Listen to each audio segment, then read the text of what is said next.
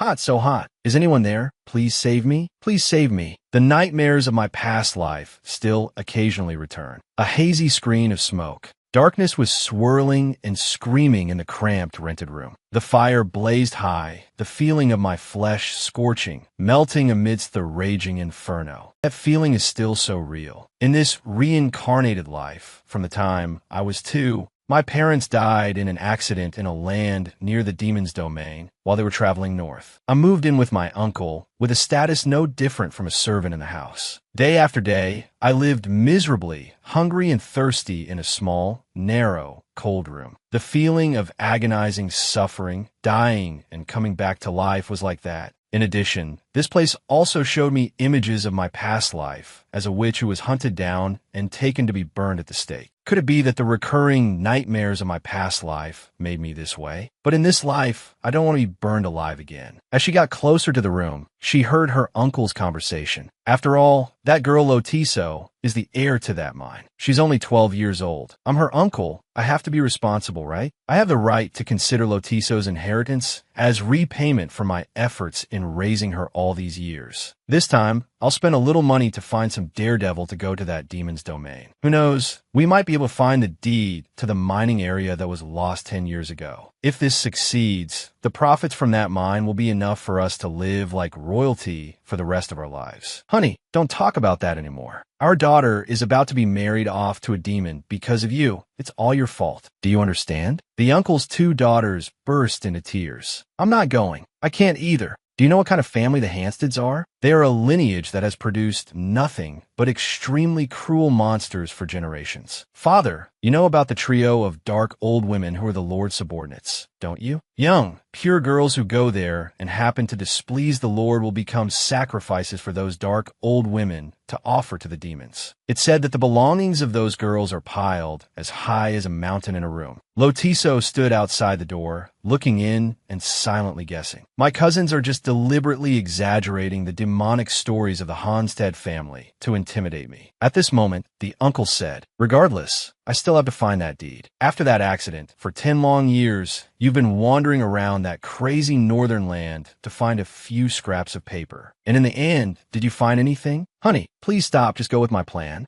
The uncle said, almost shouting, no, absolutely not. At that moment, other servants bringing food came and asked Lotiso, what are you doing? Hurry up and bring it in. So it turns out he still has a lot of ambition for my inheritance. It's also possible that 10 years ago, because he was so busy searching for the inheritance papers all the way in the demon's domain, he didn't attend my parents' funeral. It was all too brief. The aunt asked, why did you go to that godforsaken haunted land alone back then? You obviously didn't find the papers, and you ended up incurring a debt with that bizarre family. So will our daughter have to die at the hands of demons? If it weren't for what happened back then, our daughter would now. That's no different from you parents marrying us off to that demonic lineage. Is it? What does the Hanstead family have to do with my inheritance? The aunt kept pleading. Or just do as I say and let the girl Lotiso. Hearing this, the uncle shouted again. No, absolutely not. Just burn it and be done with it. Pretend there was never any agreement. The aunt also screamed. No, give me the paper. As they struggled, the deed suddenly fell at Lotiso's feet. She bent down to pick it up, and the uncle told her to take it and burn it immediately. The aunt argued that burning the paper wouldn't nullify the pact and, on the contrary, might have more disastrous consequences.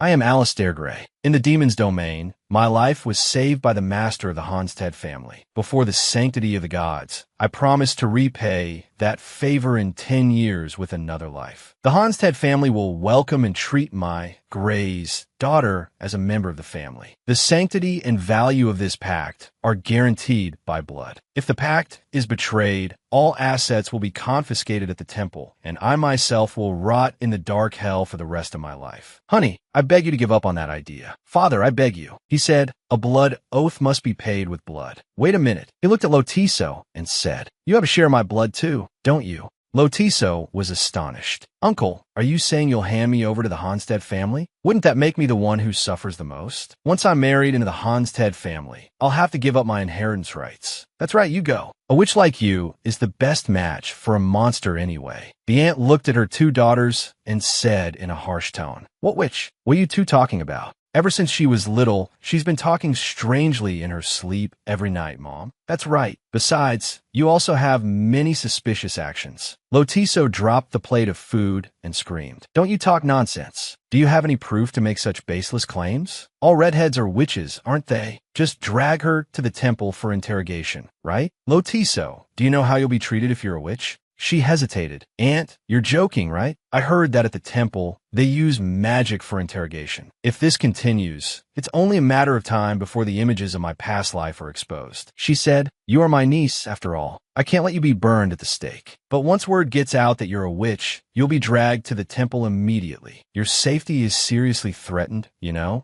We took you in, cared for you, and treated you like our own adopted daughter. Therefore, I'm planning to marry you off to the Hansted family. Right now, that's probably the best way to ensure your safety. No way. Are you, my foster parents, really going to push me to my death? She frowned. Or should I report this directly to the temple? Then you should prepare to go north tomorrow immediately. That was clearly the face of a demon. So something must be about to happen, right? This place is already near the demon's domain, yet people are still living normally. She confidently thought that perhaps the Lord wasn't a monster at all, but a human. Going like this is better than staying at home, being branded a witch, and being dragged to the temple to be burned alive. It'll be fine. Suddenly, she jumped and scrambled out of the carriage. She shrieked in panic. What's happening? I don't know either. As soon as we crossed into the Northern Territory, suddenly, a sandstorm. A sandstorm is coming. Something is approaching. Ahead of them was nothing but swirling sand. Lotiso tried to focus on the hazy shape in the sand. It's not a carriage. It's a monster. Run, let's run. And just like that, the two coachmen turned around and fled for their lives, leaving Lotiso behind. She ran after them, begging, let me come with you. But trembling with fear, she stumbled and fell to the ground. Immediately, many demons surrounded her, chattering. It's a human. It's a girl. A little girl? The smell of her flesh is so delicious. Lotiso looked at these strange creatures in fear. She shot up and ran away. Lotiso ran breathlessly forward. Before her was a brightly lit cave entrance. Without hesitation, she ran inside to hide. Let's catch that girl and eat her. Catch her, that little girl. Where did she hide? Found her. I smell human flesh. Lotiso thought, am I really going to die here in this life? It would have been better to be married off to that wicked lord. After a while, they left. She turned back and spotted a mini gas canister tied to their vehicle. Unbelievable. She screamed internally. Why is the portable stove I use for instant noodles during my exam prep days here? Seeing the fire-breathing dragon, an idea flashed in her mind. After a moment of hesitation, Lotiso made her decision and stealthily followed them to get the gas canister. If she succeeded, she could escape. She snatched the nearest mini gas canister. They spotted her and shouted, that girl, there she is. Lotiso quickly ran back to the cave entrance and stood there, looking at the monsters defiantly, to the surprise of the demons. What is she doing? At that moment, Lotiso got into a stance like a baseball player. She told herself, succeed, I must succeed. After taking aim, she threw the gas canister with a whoosh at the fire dragon's head. After hitting the first one's head, the gas canister immediately changed direction. It seemed like a failure, but luckily, the second fire dragon caught the gas canister firmly in its mouth. The demons were excited because they had caught the gas canister. You lose, little girl. Just then, the cracked canister hissed, and the leaking gas came into contact with the fire, causing it to explode. Boom! They screamed miserably. That little girl used magic. You provoked our demon king. Hearing the words demon king, Lotiso trembled. The demon king must be nearby. She quickly looked around, and just as she predicted, the demon king was standing on a mountaintop, radiating a dense demonic aura. Lotiso looked at the demon king and laughed through her tears. At this moment, the demons advanced on Lotiso. You killed all my brothers and friends, you evil human. The demon king also pulled out a sharp dagger and threw it in Lotiso's direction. Seeing the dagger whizzing towards her, Lotiso froze, waiting for death. She raised her hand to shield her eyes, not daring to watch what was about to happen. But the dagger plunged into a demon that was about to attack Lotiso. She looked up and saw that it had collapsed. It seems this group of goblins has been dealt with, but not all of them. Perhaps the explosion blew away half of them. Is there a mage around here?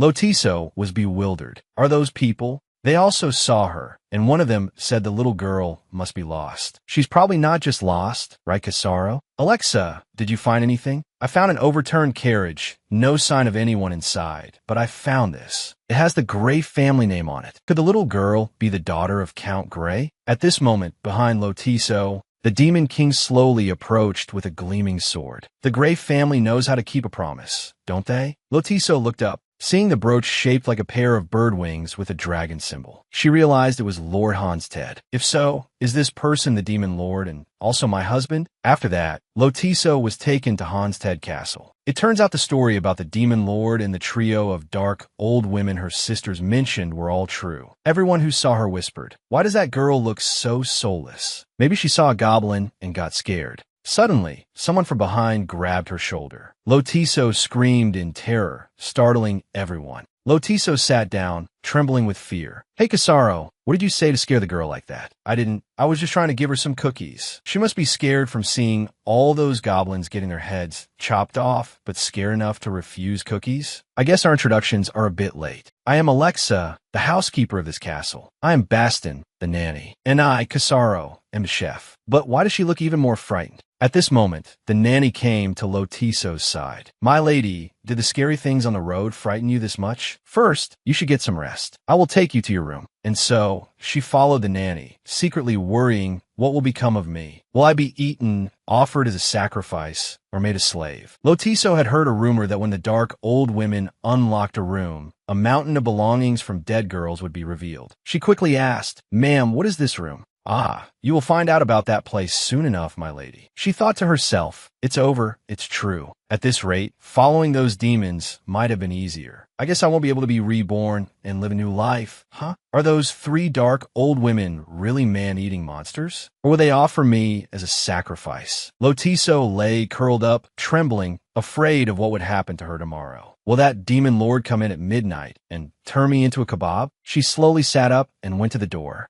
lightly touching the handle and cracking it open. She peeked outside, looking around. She thought to herself, this castle is really big. I wonder if I can escape. If I get out, then what? Suddenly, she spotted two people up ahead. Lotiso immediately hid behind a door. Finally, she got away from them. She breathed a sigh of relief when, at that moment, the Lord spoke from behind her, asking, "What are you doing here?" Lotiso turned around and yelped in surprise. I'm lost." But when he asked where she wanted to go, she looked bewildered. The Lord said, "Follow me." Do I have to follow him? Where are we going? Is it okay to follow him? A room. After walking for a while, the Lord stopped in front of a door and pointed, telling Lotiso that this way leads straight to the stables. Go out there, take one, and leave. As she looked on in disbelief, the Lord said there's also a coachman out there. He will accompany you and take you safely back to the southern border. He is a good person. Lotiso, still bewildered, asked, "What's going on? Weren't you trying to escape? If you're going to leave, then just go. I still have to finish this book." She looked at the book in the Lord's hand, titled The Elderberry Tribe. "Why haven't you left yet? Haven't you heard the rumors about me?" "Yes, I've heard them." "Then you should hurry up and run away, shouldn't you?" Lotiso said awkwardly, "Even if I run, I have nowhere to go." "So, you mean you intend to stay here?" "If I run now, I have nowhere to go, not a single penny to my name. If I go back to the Gray's house, they'll probably accuse me of being a witch and drag me off to be burned. I might even get caught and eaten by monsters on the way." Lotiso looked down and said, "It's better to stay here now than to run to my death. Suppose I become your wife. Maybe you'll spare my life." The Lord said, "No, not now." She immediately cried out in fear. What do you mean, not now? You must have changed your mind. You're going to throw me as a sacrifice or eat me alive, right? What? Why would I eat you? Because you think my meat is tasty. What else? It seems there's a misunderstanding here. But I don't want to die. If you're going to kill me, just tell me.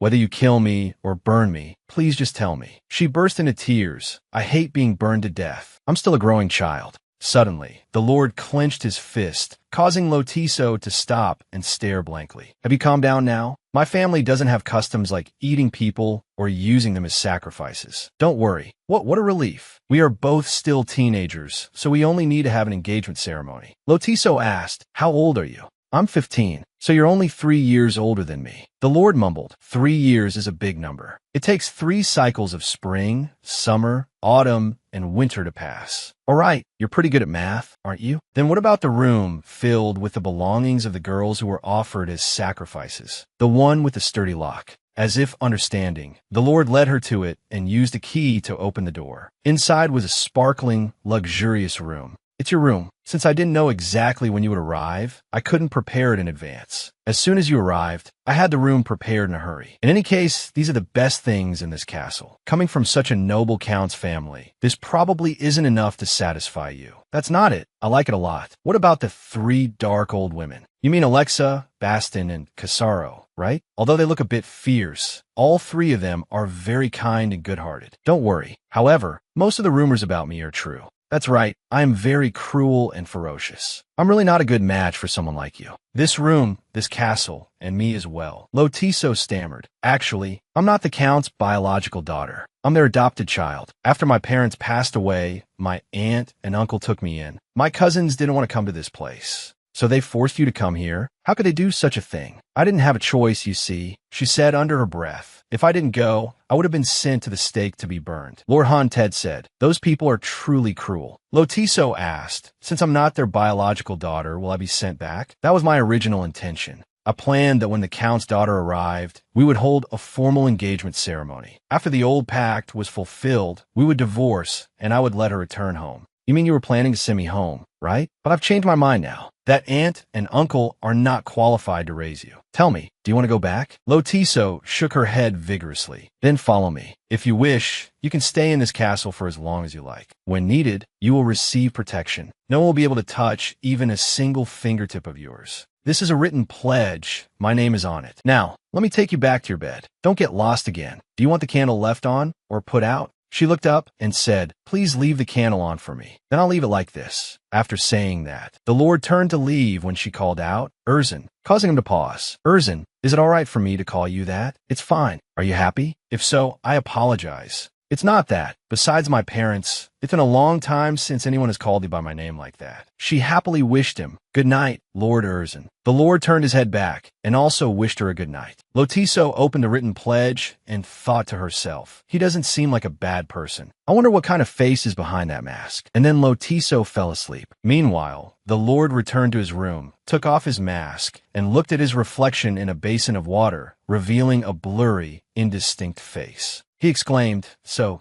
cruel. The next morning, Lotiso was strolling in a garden with magnificent natural scenery, fragrant flowers, and sweet fruits. Lotiso stretched comfortably. I slept so well. Looking up at the sky, she said softly, I slept really well last night. The nightmares didn't visit me anymore. Walking closer to an apple tree, she looked up and exclaimed at her thoughts, wow, I've never seen such a huge, giant apple before. Lotiso tried to jump up to pick an apple, but it was very difficult. She panted and lamented. I wonder when this body will ever grow taller. From behind, footsteps approached. Pluck! An apple was easily picked and fell into the Lord's hand. Lotiso turned her head with a look of suspicion. Oh! She exclaimed in shock upon seeing the Lord behind her, holding the apple. She said in a small voice, hello, my Lord, while her eyes were fixed on the man's action of peeling the apple. Suddenly, the Lord offered her 2 pieces of apple, which surprised her. They were 2 apple slices shaped like rabbits. The Lord suddenly said, what are you thinking about? Why don't you take it? Hesitantly, she asked back, are you really giving this to me? The Lord asked back, didn't you want to eat an apple? Looking at the apple slice in her hand, Lotiso was dazed. The Lord continued, don't eat too much apple. Save room for breakfast. Breakfast is almost ready. Casaro's cooking skills are no joke. She took a bite of the apple. Delicious. Her mind was now filled only with that delicious, refreshing taste. Coming to her senses, Lotiso said, thank you. But the Lord had already disappeared. She cried out in alarm.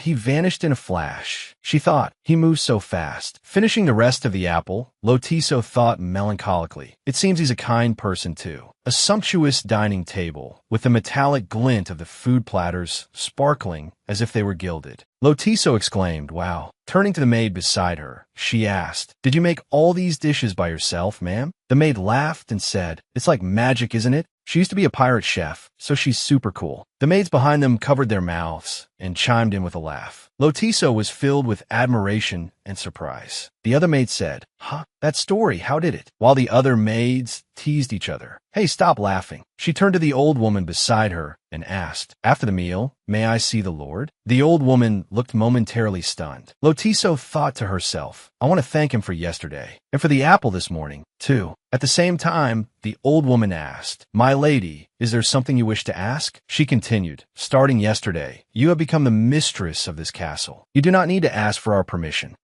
As if thinking of something, the old woman said, "But you probably won't be able to see the Lord today. He left on an expedition this morning." "He's gone?" Lotiso asked in surprise. "Where did he go and why?" "He went to exterminate the demons lurking around this area." "My lady, that is the duty of the head of the Hansted family." The old woman answered her question while also comforting her. "Please do not worry. Our Lord is incredibly strong." Lotiso said worriedly, "Will he come back?" The old woman continued to answer, "Today's task is just a small preparation for longer campaigns. He'll be back tomorrow." She quickly said, I want to do something too." "What?" The old woman was surprised. With her enthusiasm, Lotiso seemed to radiate like bright stars. "Although I can't exterminate demons yet, I will also work with great enthusiasm and responsibility. Looking at you now, my lady, you truly have the air of an ahon tree." A maid said. Lotiso asked curiously, "What is an ahon tree?" "It is an old dialect from this northern region." The old woman replied, then continued, "This word refers to a true lord, one with spirit and talent, not a figurehead who is a lord in name only." "So what must an ahon do?" she asked with interest. The old woman sat down in a chair and replied kindly, "Two masters, one inside, one outside, protecting the castle together. When one of them goes out, the other will stay at the castle and ensure its safety." "Protect it?" Lotiso thought, bewildered. The old woman continued, "As it happens, there is something you can do, my lady. You could try tying a wish cord." She asked blankly, "What is that?" "It is a custom passed down from ancient times, that if you tie a wish cord to someone's sword, they will return safely from the battlefield. The wish cord is braided from many different threads. It guides them back home.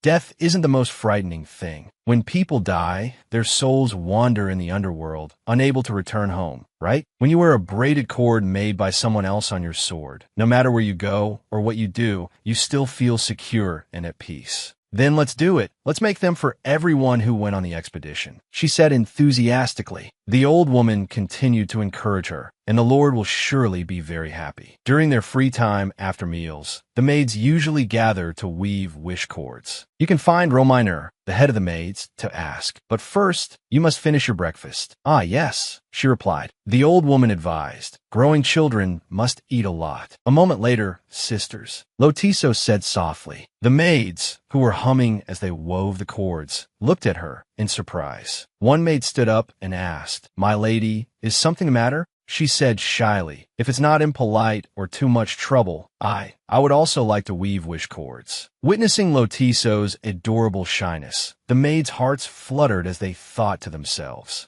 "Oh my, she's so cute I could die." That maid replied, "Of course you can. We will guide you." Lotiso learned attentively under the guidance of the maids. "It's so strange. Everyone is so nice to me. I've always dreamed of moments like this, and now it's so close. I'm afraid, will this joy last? Can I really live this happily?" Meanwhile, she couldn't stop pondering as she laughed and joked with the maids. But then, clang, clang, clang, an attack. The monsters are attacking the castle. Everyone froze, their faces filled with fear. Clang, clang, an attack. Each clang of the bell, each cry of attack that rang out ceaselessly was met with surprise, panic, and fear on the face of every single person in the castle. "All to your battle stations." People shouted nonstop. At the same time, the female head cook, who was once a sailor, came to her senses and said in astonishment, "Why at a time like this? The Lord is away." Clang! The old woman hurriedly instructed Lotiso, my lady, quickly take cover." Lotiso was stunned, her eyes unable to hide a hint of anxiousness and worry that a battle was breaking out. On the other side, the old woman shouted loudly to confirm the current situation. "Casaro, Bastet, what's the situation?" One of them answered, "It seems to be the Jamants. These were the ones we confronted 3 months ago. I thought they were all wiped out by the sandstorm, weren't they? And out there was the proof of those ants' existence, their mouths drooling as they prepared to attack the castle. Or did they use an artifact? Those ants have already started attacking from underground. By now, they're probably piling black mud against the castle walls to climb inside. Has the Lord been notified? A messenger was sent, but there's no telling how far he's gotten. Clang, clang. In the vast, dark space of the castle, the clanging sound echoed endlessly, like a bell striking everyone's psyche with urgency and haste. The sailor maid spoke up. The monsters are taking advantage of the Lord's expedition, when our remaining forces are weak, to attack us. The old woman added, we need to mobilize maximum forces and firepower to fight them now. Suddenly, Lotiso spoke up. I will help. The old woman was worried. My lady, why haven't you taken cover yet? Lotiso said eagerly, didn't you just say we need to mobilize maximum forces? I can hinder those monsters. The old woman's face was anxious. In a flash, she nodded decisively, resolute. Then we will be counting on you, my lady. As time passed, everyone was forced to move faster to make use of every minute, every second. They commanded and arranged the most urgent tasks at hand. Get all the necessary items out here. Remember to sort them by type. Bring out the long-range firepower first. Along with everyone else, Lotiso began to help them. She held a cubic wooden crate in her arms, thinking,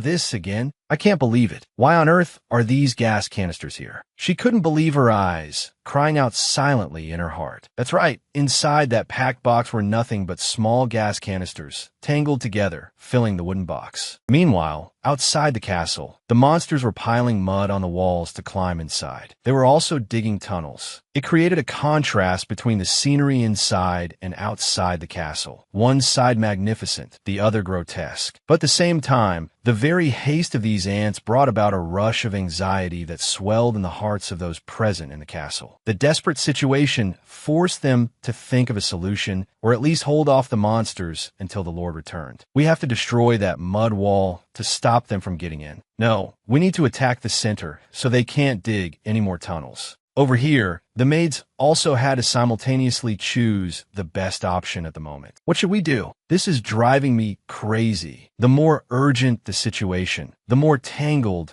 they became in layers upon layers of thoughts. The wall, the tunnels. The old woman thought grimly. We don't have enough forces to attack both directions at once. If we block one path, they will still get in through the other. Lotiso also noticed the commotion over here. She suddenly looked at the gas canister in her hand, and an idea flashed. If I use it like last time, but what will happen after that? She was somewhat hesitant. The fact that I had a past life will be exposed. Then I'll be branded a witch. They'll drag me to the temple, tie me to a pyre. Or maybe I should just leave them be. But what will happen to these people? Turning her head to look at the hurried crowd around her, she felt a sense of compassion. Those troops of soldiers, the old women, the butler, those maids, and even the Lord who had picked apples for her and carved them into cute little rabbits. Two masters, one inside, one outside, protecting the castle together. She recalled the words the old woman had told her just this morning. When one of them goes out, the other will stay at the castle and ensure its safety. Wait, everyone stop. Finally, she knew what she had to do at this moment. She had made a choice for herself. Hearing these words, everyone turned in unison to look at Lotiso. My lady, please don't worry. The maid will protect you. Please take shelter in the cellar. The old woman said hurriedly. Lotiso was resolute, but I can help. What? What is it? Does everyone remember the explosion during the demon attack when I first arrived? With a powerful voice, she bravely brought up that incident. Her next words would likely horrify everyone. The old woman answered her, filled with doubt. We were too busy then, so I never found out the full story. Could it be that explosion was... It was I who did it, she said, determined. As if afraid she had misheard, the old woman asked again, What did you say, my lady? The sailor maid asked suspiciously, Are you a sorceress? No, it's all thanks to this thing. With that, Lotiso presented the gas canister. If you light this, it will cause an explosion with immense destructive power. The old woman looked at the gas canister uneasily. How is that possible? She said decisively, explaining that isn't important right now. The old woman was still hesitant. As if to add another lure, Lotiso said in a detached tone, "Those monsters have already dug several tunnels. We just need to set off an explosion at their central hub, and we will cause mass casualties and extreme panic among them. The very tunnels they dug will become the monsters' graves, and the black mud walls will collapse along with them." Hearing these words, the old woman, terrified and horrified, asked, "This will really explode?" "Yes. Please order the soldiers to search the spoils of war for all canisters similar to this one." She continued calmly, "Yes, I'll do it right away." After a moment of thought, she finalized her plan with the old woman. "We'll need archers for this. That squad went with the Lord, didn't they? Please do not worry." These words surprised her, as if dispelling her worries about this battle plan. She looked in alarm toward the source of the voice. "Ah, it's the maids. Why are they here?" Surprisingly, beneath their fluttering maids' dresses was soldiers' attire, and their soft hands, which had only been used to weave wish cords, were now holding large, crude bows and arrows. There's nothing more to say. So cool. All well-trained marksmen. Lotiso excitedly shouted, her green eyes filled with overwhelming joy and adoration. "Rominer will lead the archery maids with a young lady to the command tower," the old woman said. Immediately after, the sailor maid added, "Archers, pay attention. Attach these explosive pouches to your arrowheads to increase firepower. We will make those demonic creatures taste pain." They were beautiful young women full of spirit in their maid dresses, holding large bows and arrows in their hands. The cold wind whistled by, leaves flew everywhere. The sky was no longer gloomy, as if cheering them on to victory over the demonic beasts. "Over there," Lotiso said softly. "Aim over there for me. That is where the demon ants are concentrated, digging their burrows, unaware of what is to come. They are about to perish. Knock your arrows. Draw your bows. When I give the signal, all of you will shoot. Firepower team, prepare to open fire." The old woman commanded majestically. Everyone prepare. The space seemed to become silent. A sense of tension and anticipation crept into the heart of everyone present. Never before had they been so focused and tense. Sweat soaked everyone's foreheads. Every muscle in their bodies tensed up. Lotiso silently watched every small action. There must be no mistakes. Whip, fire. The arrows were shot in unison towards the target, the location where the demon ants were digging. Like a rain of arrows whistling through the wind, they dispelled all tension and anxiety, piercing the foul bodies of the monsters. Bang! At the same time, as expected, the firepower was unleashed. "It's a hit." Those words seemed to carry elation and joy, with sparks of laughter filling everyone's eyes and spreading through the air. Their tunnels have all collapsed. The demonic creatures are being buried. The contorted bodies of those demonic creatures fell sprawling onto the ground that would become their grave. The sand tower has also been brought down. The monsters are being incinerated. Concentrate all firepower. Final volley. Draw, bang. Bang. The enemy's formation has been utterly destroyed. Bang.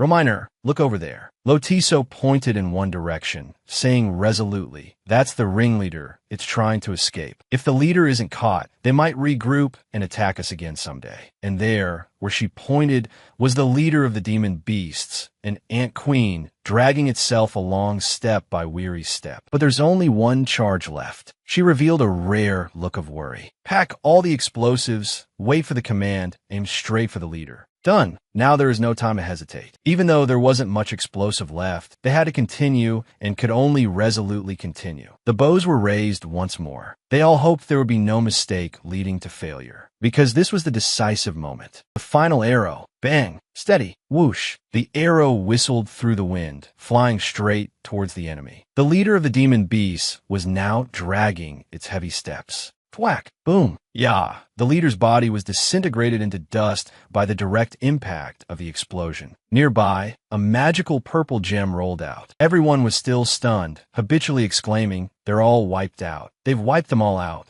All those demon beasts are gone." The girls were dazed for a moment, then as if waking from that silence, from the aftermath of the battle just fought, "We won." Ah! Everyone shouted in joy, cheering for the successful victory. And even Lotiso, she was now like everyone else, joyful, cheering along as she hugged Rominer, who was beside her. Then the stewards and maids, who carried the air of generals and heroes, also looked at each other and smiled, celebrating silently. But everyone knew they had truly breathed a sigh of relief when the battle ended in victory. As the leader turned to dust, let them have another moment of joy, of elation. Let them foolishly throw their arms around each other's shoulders after the victory. Just for this one moment, let them be. She silently watched the joyful scene before her. It's okay. Everyone is safe and sound. That's good. That's all that matters. Snapping out of her reverie, she saw the old woman walking step by step towards her. She was bewildered, her large, round eyes wide as if she didn't understand what was happening, as if wanting to find out the cause of it all.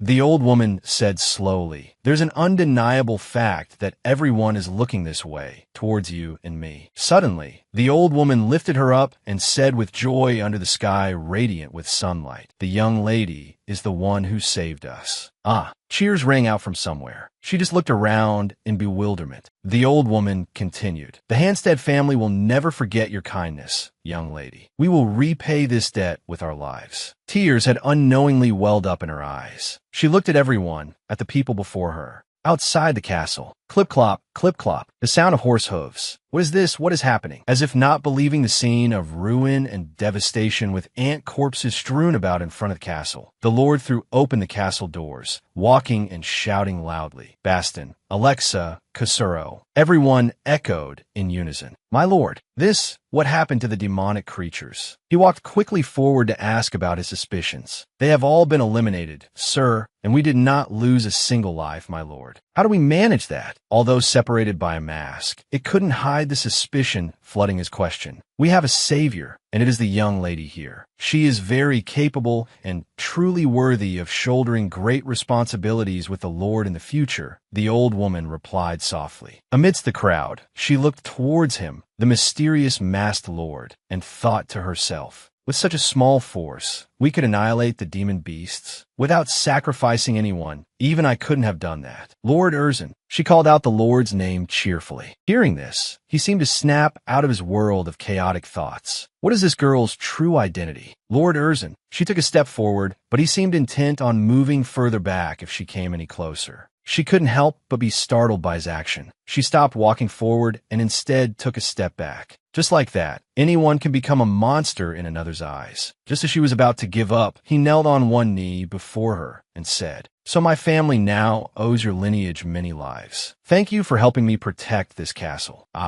She was somewhat surprised, so much so that she didn't know what to say and just stammered. He repeated, "Thank you for helping me protect this castle." As he stood up, Lotiso said, "Because everyone here is very important to you, Lord Erzin, and I also didn't want them to be sacrificed or suffer." She said this until her face turned a little pink. Hearing those words, he seemed truly bewildered, even though no one could see his real expression now. In a luxurious wooden room filled with bright yellow fruits, sitting next to him was the very charismatic sailor maid who was also an excellent cook. That young lady from the Gray family must be a witch. Hearing him say that, she asked in surprise, "What do witches usually do?"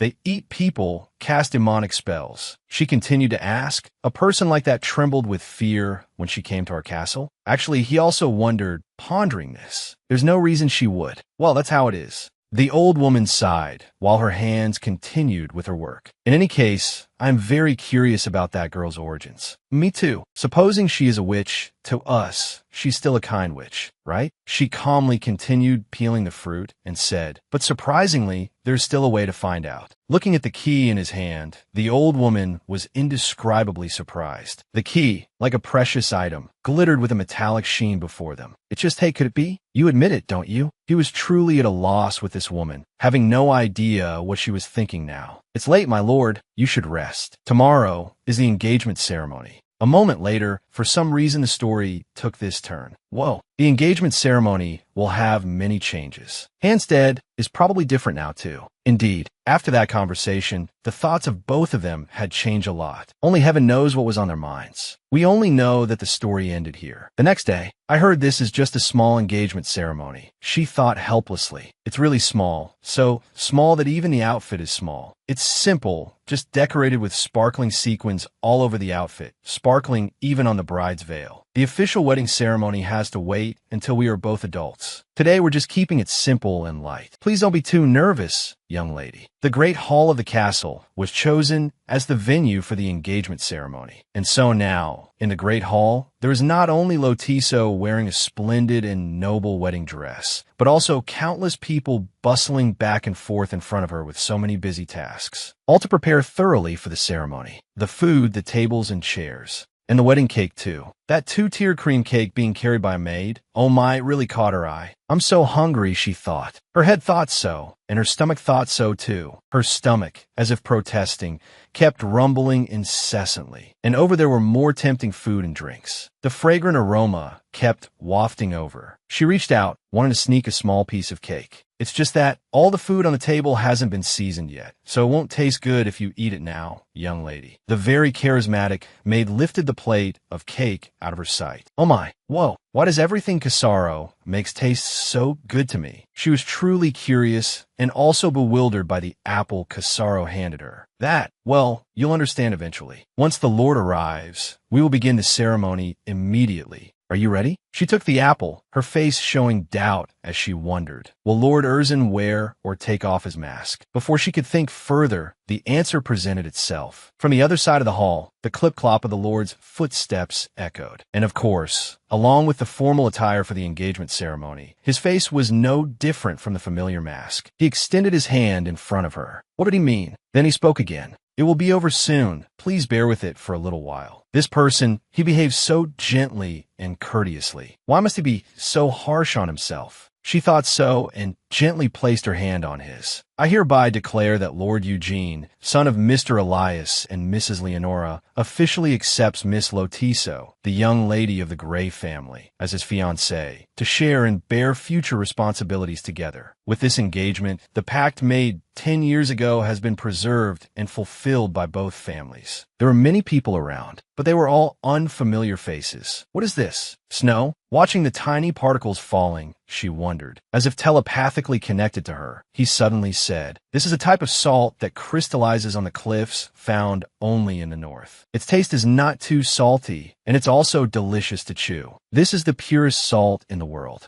The people of the North have a custom of sprinkling salt everywhere during celebratory events to wish for happiness and good fortune. Hearing these words, she finally understood. Now I understand why they didn't add any seasoning to these dishes beforehand. Then she spoke as if by magic. He continued, "Although I sometimes think this northern land is too barren, in reality, there are still such beautiful and prosperous sights. In this splendid setting," along with his words that felt both near and distant, she couldn't help but feel bewildered. Suddenly, a voice called out again, "Lady Lotiso Gray Handstead." She looked at him in bewilderment as he stepped out the door. He turned his head to look at her and said, "After this ceremony, you have officially become a member of the Handstead family. Welcome to this northern land." Creak. The door behind him opened. The scene was both gloomy and horrifying, and she could see a part of what was below, thinking a house, a dungeon in the basement. She felt a little timid and frightened. He extended his hand in front of her. "Now let's perform the final ritual of the engagement ceremony." She looked at him in silence, then helplessly bowed her head, though still afraid. "But I took that person's hand. But why did I come in here? Could it be that I'm really being made a sacrifice? Anyway, before I die, I want to feast on all those delicious dishes out there." On the way down to the basement, her mind was a mess of thoughts. Or are they planning to turn me into a meal? How silly. Such ridiculous thoughts. She couldn't even stand her own thoughts. Seeing the gleaming knife in front of her, and having just scared herself, it was hard not to scream out loud. "I'm sorry for startling you. So this is where I'm going to die." She was scared out of her wits. He was also frightened into a panic, constantly explaining that is, "I'm the sacrifice, aren't I?" Her face was now as pale as a banana leaf. Because of that, you're planning to grab me by the neck and eat me like the food on the banquet table out there, right? My lady." She didn't listen to his explanation and continued to scream. "What lady? A lady who freezes to death. What kind of lady am I if it's only for one day?" He was now truly sweating bullets because of her. "No, that's not what I mean. Don't come near me." And she gave him a shove. "What about the paper, the pact?" "The pact? That's right. This paper must be burned before the altar for the curse to end. This is the final ritual of the ceremony." He tremblingly held out the pact. "Look, my part is on there too, right?" Ah ha ha. A misunderstanding. What about that knife then? Because it's a blood pact, it must be resolved with blood. It's just a tiny bit, so don't you worry. He calmly explained and brought the knife to make a small cut on her finger. Ow, ow, it hurts. Of course. And then we make a fingerprint, and it's done. Now, burning this paper means the two families have fulfilled the pact. I see, I didn't know. It's like being enlightened. Wait, if that's the case, could it be? She suddenly thought of something. Are you taking off your clothes? Wait, I'm not mentally prepared yet. Does he have scales like the monsters in the books? Or does he have goat hooves on a hairy body? Her heart pounded violently. It couldn't possibly be beautiful. Such beautiful hands. It's the first time I've seen such beautiful hands. But a second later, those hands were stained with blood. Just a little blood for the print. Just like her. But those hands are so beautiful. Eek. Hearing her scream, he asked in alarm, "What's wrong?" "Ah, no, it's nothing." Why does her heart suddenly ache like this? How could he be so cruel to those smooth hands? Finally, the paper was burning fiercely in the fire. It's done. So our two families have properly fulfilled the pact. Hesitating for a moment, he said, I have one more thing I want to show you. What is it? A key. Why is he showing a key? A little deeper down from here is our family's treasure vault. In his mind, he automatically added statues of angels and demons. This was probably both a treasure vault and the family mausoleum. Stepping through the door, in the room lit by brightly glowing torches were statues of the people who were heroes of the Urgent family. This is probably the statue of Urgent's parents. It said that they were both harmed by demons and passed away. She thought this as she passed by a statue of a man and a woman. Just as she was getting interested in the statues, she heard him say, "This is it. A book sealed inside a cage, wrapped with another layer of iron chains on the outside. What is this? It is the Great Secret Text. A book? Wow, the name sounds so childish. She really could only think that. This is a book passed down from a great sage of old about conquering monsters. I myself once tried to summon that demon. But at that time, a terrible accident almost happened, so I haven't tried again since." "You said you tried to summon a demon? That's really surprising." "That's right, after my parents passed away." "Ah, I see. That was indeed not a simple matter, however. That sage appeared and subdued each demon, then turned them into his slaves." He continued, "Then why are there still so many monsters in the north?" She couldn't help but feel confused and surprised, because one day, that sage suddenly disappeared mysteriously, as if that person had never appeared in this world. That sage left behind a book recording the method of subduing the monsters, but he wrote it in very special symbols. This is that book. Saying that, he unlocked the iron cage and lifted it up to reveal the book inside. Although this book is a family treasure, it's been too long. Many parts of the book are damaged. Some content is even missing. Also, the book has a special type of character, like some kind of code that no one can read. If this book contains the complete secret to conquering demons, then it is truly no small thing. That's right. That's why I want to show it to you. She was surprised. What? Show it to me? His body trembled slightly, yet seemed to radiate an aura. Because you know many wonderful things, perhaps you could decipher that book. Ah, what I know isn't wonderful at all. She was a little flustered. It's just that in my past life, I once cooked japchae on a portable gas stove. She quickly clung to the iron cage. That's your family's treasure. Is it really okay to let me see it so casually? But he still insisted on lifting the iron cage. You are now a member of the Hanstead family. She thought, am I also considered a sage now? Although this is just Urgen's personal expectation, I don't want to disappoint him either. I thought so, but there's no way this book could be written in Korean. But she was extremely surprised when she looked at the book's title. A book on how to deal with demons. What is happening? An alarm bell rang in her heart. She screamed internally. Why is this book written in Korean? Are you reading the writing on the book?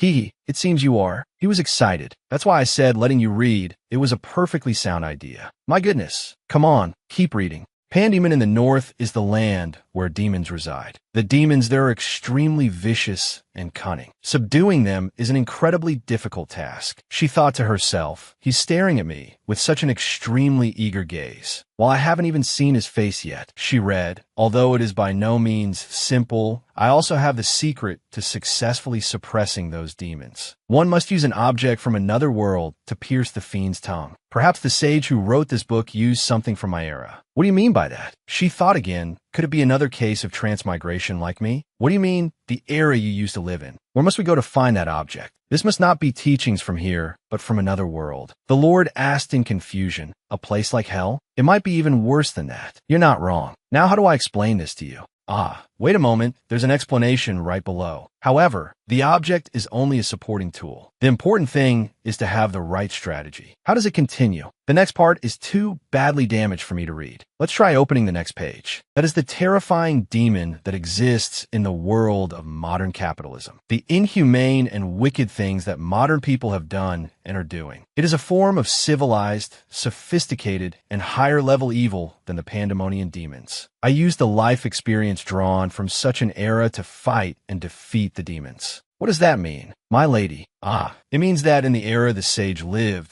there were people more cunning and malicious than demons. So that person used their life experience from their era to easily subdue the demons. So the origin of the strategy is modern capitalism. That's what it says. He asked if the sage wrote anything else on the following pages, if there was any specific content. She turned the page, but it was blank. She thought, how did that person come to this era? There are no records of it in here. In any case, the lady is truly brilliant. The lady possesses an exceptionally outstanding ability, and she comes from the central region, too. Perhaps she is the sage of the south. No, that's not it. It's just something that fell from the sky. She is so powerful. No wonder she easily destroyed those monsters the other day. Her heart screamed. It's so hard for him to understand. That's not how it is. Erzin, please listen to me. The Lord said gently, I am still listening. She stammered for a moment, then said, I don't have any superpowers, nor am I a sage, as you say. The words in that book are from a language I used in my past life. What did you say? I still remember my past life clearly. Have you told anyone this before? I haven't. Then it's fine. I will take this secret to my grave. My lord, you won't turn me over to the temple, will you? My lady, you're now a member of the Hanstead family. This family will protect you to the end. Thank you, my lord. He said, to be fair, I will also tell you one of my secrets. That should be fine, right? Then he presented a purple orb in front of her. This is a type of artifact. Its name means the tear of Tyroa. It has the power to make one forget everything. It was the spoil from when you exterminated the Ant Queen before. Artifacts have very diverse powers, one of which is the ability of a magic stone. Each family in this territory has its own artifact. It is a precious treasure, concentrating the power of that family. Whether the family is powerful or weak, to obtain these artifacts, they're willing to slaughter other families. She asked, so the Hanstead family also has an artifact, right? That's right, it is inside me. She asked in surprise, what did you say? This is my secret. My heart is the artifact of my lineage. You mean your heart? So that's it. I can't believe a 15-year-old boy carries such a great responsibility. So that's what Erzin meant earlier.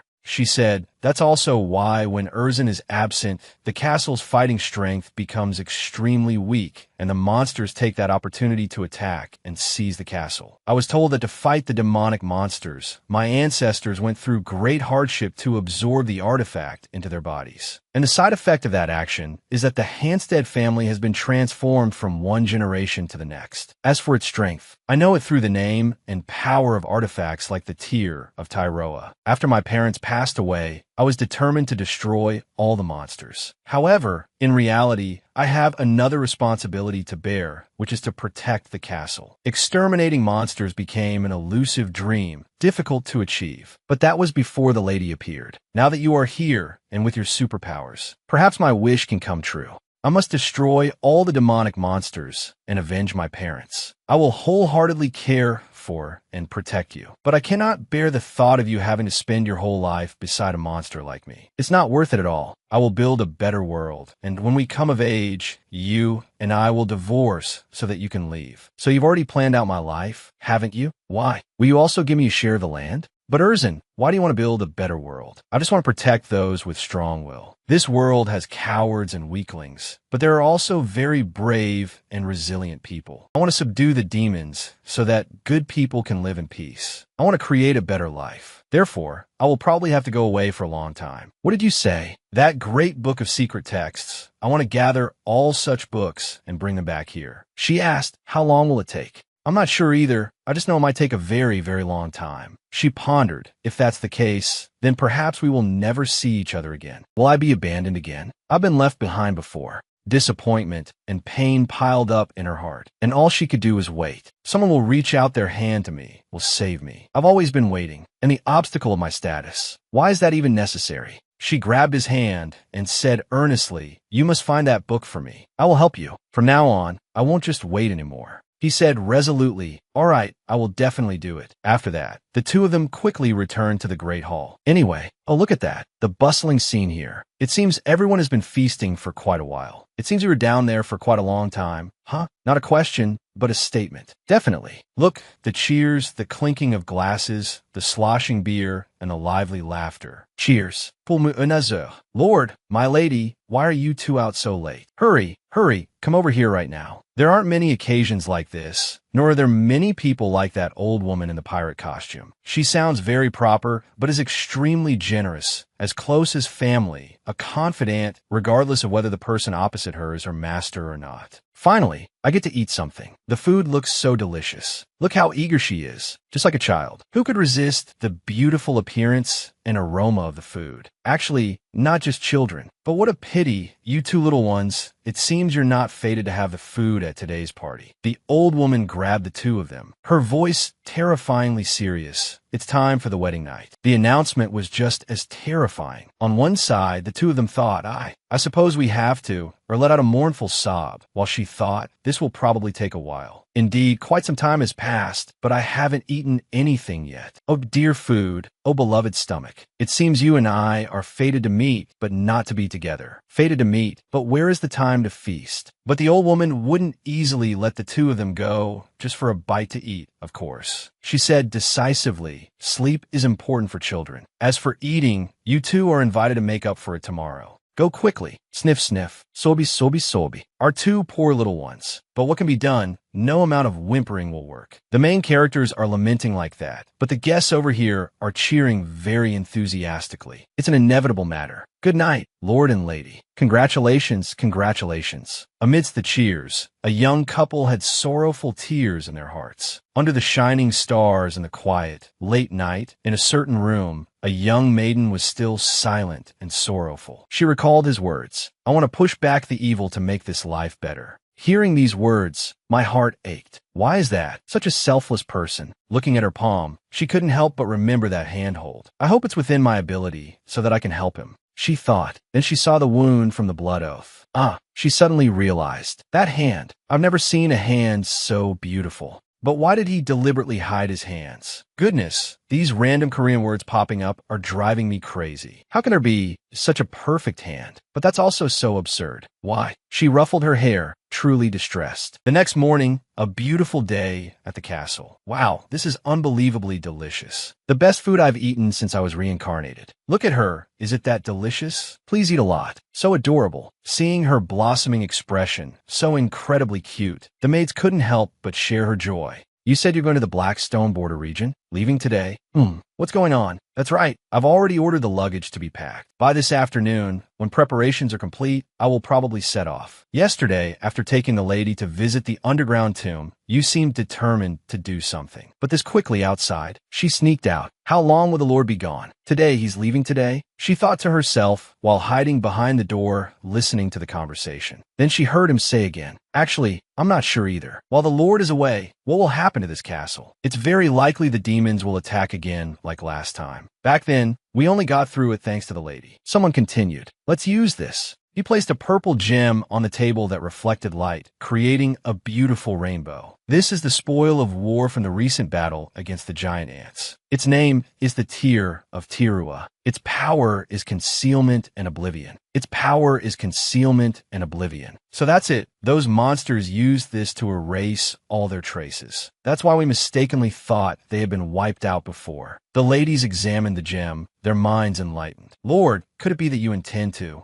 That's right. We will completely erase all traces of Hansted Castle. Our castle's location is here. After activating this artifact, even people living outside the walls or monsters that once knew of Hansted will have no memory of its existence. Hearing him say that she thought of something to be forgotten, you're so determined to venture out alone. I suppose it would be difficult for us to stop you. Ladies, I will definitely find that book in return. I will make everything better. The evil demons will be destroyed. We will no longer have to suffer from their attacks. and life will be peaceful and happy forever. All sorts of expressions regarding the Lord's words. In short, one can only say it was touching. The 15-year-old boy has grown up now, hasn't he? He's already thinking about big things like protecting Hansted and destroying demons. And here we thought you were still a young boy who only loved reading stories about rabbits. So you've really grown up. It feels like just yesterday, and now you're so mature. Hearing this, he couldn't help but feel embarrassed. Why are you ladies bringing up the book reading? But they continued to speak, despite his words of embarrassment that made it seem like steam was coming from the top of his head. I'm afraid when you get there, you might not even have eggs to eat, let alone the delicious chicken I cook. Well, it can't be helped. Then he noticed a young maiden on the other side of the door who had just run away quickly. My lady. What in the world? What should I do? My lady is sulking. This is bad, my lord. One after another, ganging up and causing trouble. The maids really know how to make him worry. What are you all saying? She's angry because of me. Because of me? I'm breaking out in a cold sweat right now. What else can I do? And yet, look at the way those maids are acting. The more they talk, the more confused they make him. A husband who was just engaged one day says he's leaving the next. If it were me, I wouldn't like it either. That's right, that's right. What am I to do now? I didn't mean to anger my lady. He could only clutch his head, at a loss. An old woman came from behind, patted his shoulder, and said, "Everyone is just joking, my lord. With the Lord leaving so suddenly, all of us feel regretful. Don't you worry, I will take care of the lady. Please set off with peace of mind. Then I'll be counting on you, Baston." Erzin suddenly said he was leaving like that. My heart feels strange, completely different from yesterday. I feel incredibly empty. She was riding truly fast, so fast, letting the wind drown out the voice of her heart, letting the sun soothe the emptiness in her soul. No, it was more than emptiness. My heart aches with a sharp pain. He looks so lonely. He's only a 15-year-old boy, still so innocent and naive. Yet he has to bear so many burdens alone. A person who is only harsh with himself. She threw open the door to her room and quickly got into bed, pulling the covers over herself. Her eyes held something unclear. Her heart was also unclear. She only knew that she stared at that cord for a very long time. On the day of departure, the horses, men, food, and supplies were all carefully prepared. If the situation becomes too difficult, please return tomorrow. Finding the books can wait. Your life is more important than anything. Everyone, rest assured, I will return safely. She watched him from a distance. In the time I am away, please help me protect the castle. I hope that when I return, you and everyone will still be safe and sound. Of course, if you wish, you may leave at any time. The letter of guarantee that I wrote. I will wait for your return. I promise. He stared at her foolishly, not expecting that the young lady, no, his lady now, would say such a thing. It was really like she was soothing a child. He stood there, speechless, and this. She held out the wish cord she had woven. But, no, everyone is here.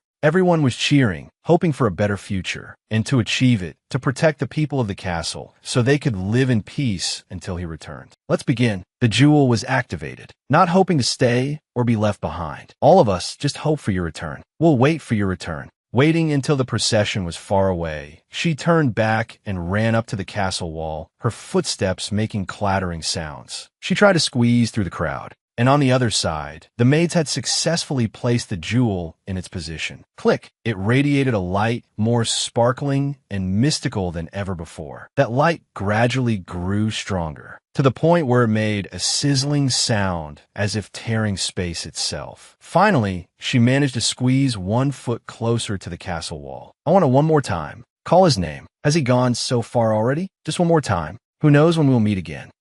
As if he had truly heard her words, heard her call. He turned his head back to look towards the castle he had just left. But he could only see the sunlight shining upon the endless mountain ranges. The people in his party did the same, looking back.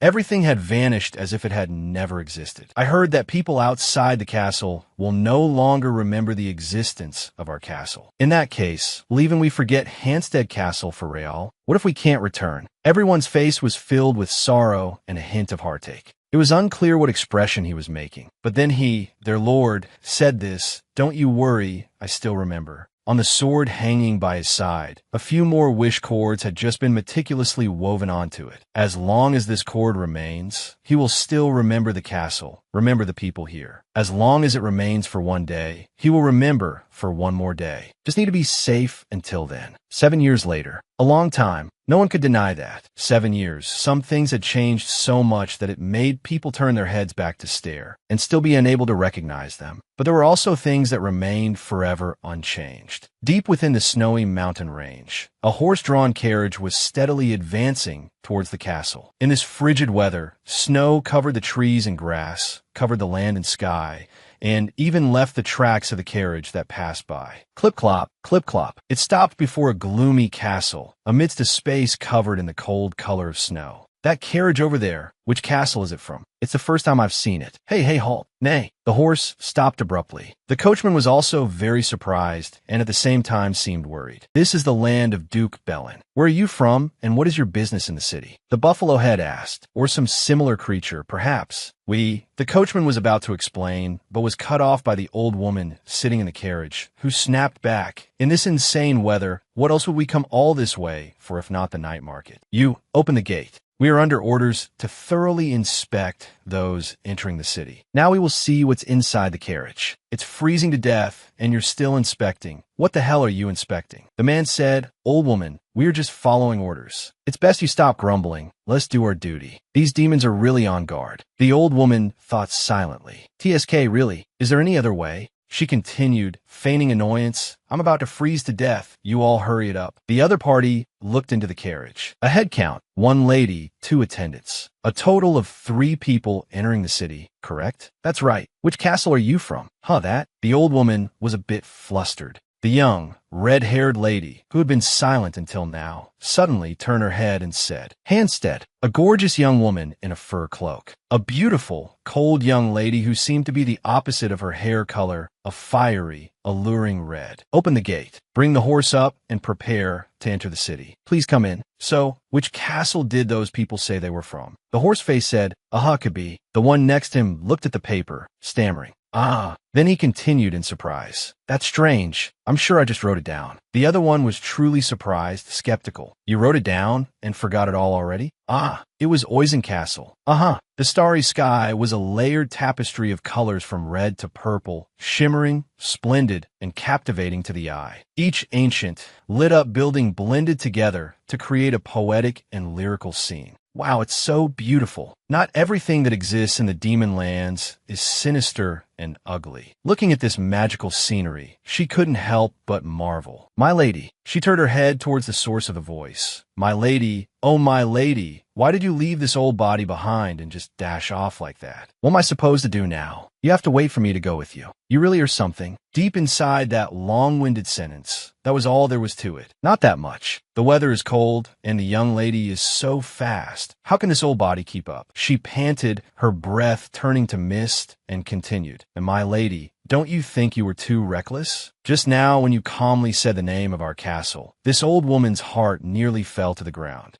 Well, everything is still fine. The artifact is working very well, she said with a laugh. See, this is how she should be. Not that gloomy, cold demeanor that's even colder than the weather right now. This is the young lady we know, the young mistress and lady of Hansted Castle, Lotiso Ledesser. But not for much longer. What do you mean? Her eyes showed a flicker of alarm. That's right. Everything has an expiration date. Even if it's a gift from the heavens, there's no exception. What's more, an artifact is made by demons, made by people's efforts. Of course it's not permanent. Now, let's not dawdle, let's go. The night market here only opens once a year. We have to take this chance to sightsee and buy new things. Yes, let's go. A moment later. Wow. The previous scene was beautiful enough, but the scene now was even more beautiful. Who wouldn't bow before beauty? If the previous scenery wasn't enough to stir your heart, then keep walking, and upon arriving here, you are guaranteed to endlessly marvel at the shimmering, exquisite beauty that seems etched into one's mind. The moon and stars hung high, scattered across a magnificent, sparkling sky. People bustled about from all directions. A night market like no other. A night market that made the heart joyful, happy, and lively, moving one's feet in a rhythmic stroll around the market, in a scene like wandering into a fairyland. It's just that a person with a name in their heart sees the scenery and feels even more. 7 years have passed, but there was still no news of Erzin. Time seemed to have stopped, or was just drifting by slowly, silently. Erzin, how are you now? Are you injured anywhere? Are you still alive? My lady, hearing Mrs. Casaro breathlessly running over, her hands and arms full of things. Only then did she seem to awaken from a dream, awaken from a longing for someone she didn't know when she would meet again. Seeing her so out of breath, she couldn't bear it and hurried over to help her. She said, "Casaro, take it slow, one thing at a time. You're tired too." Mrs. Casaro immediately flared up. "Not at all, my lady. Where did you say I'm tired? Tell me. I'm still very nimble, you know. Today we're going to sweep this market clean. So, my lady, just take your time and enjoy yourself." Hearing such a tirade, she could only wave her hands and smile awkwardly. Lately, Mrs. Casaro had been buying a lot of cooking ingredients. These past few days, Mrs. Baston had also been cleaning up the library, and Alexa had started repairing and renovating the castle. It felt as if they had heard news that Erzin was returning soon. Even if she thought that, in the end, she would still rationalize it to cover up the crazy idea that had occupied her mind for years, that he would return soon. But it had been 7 years. Or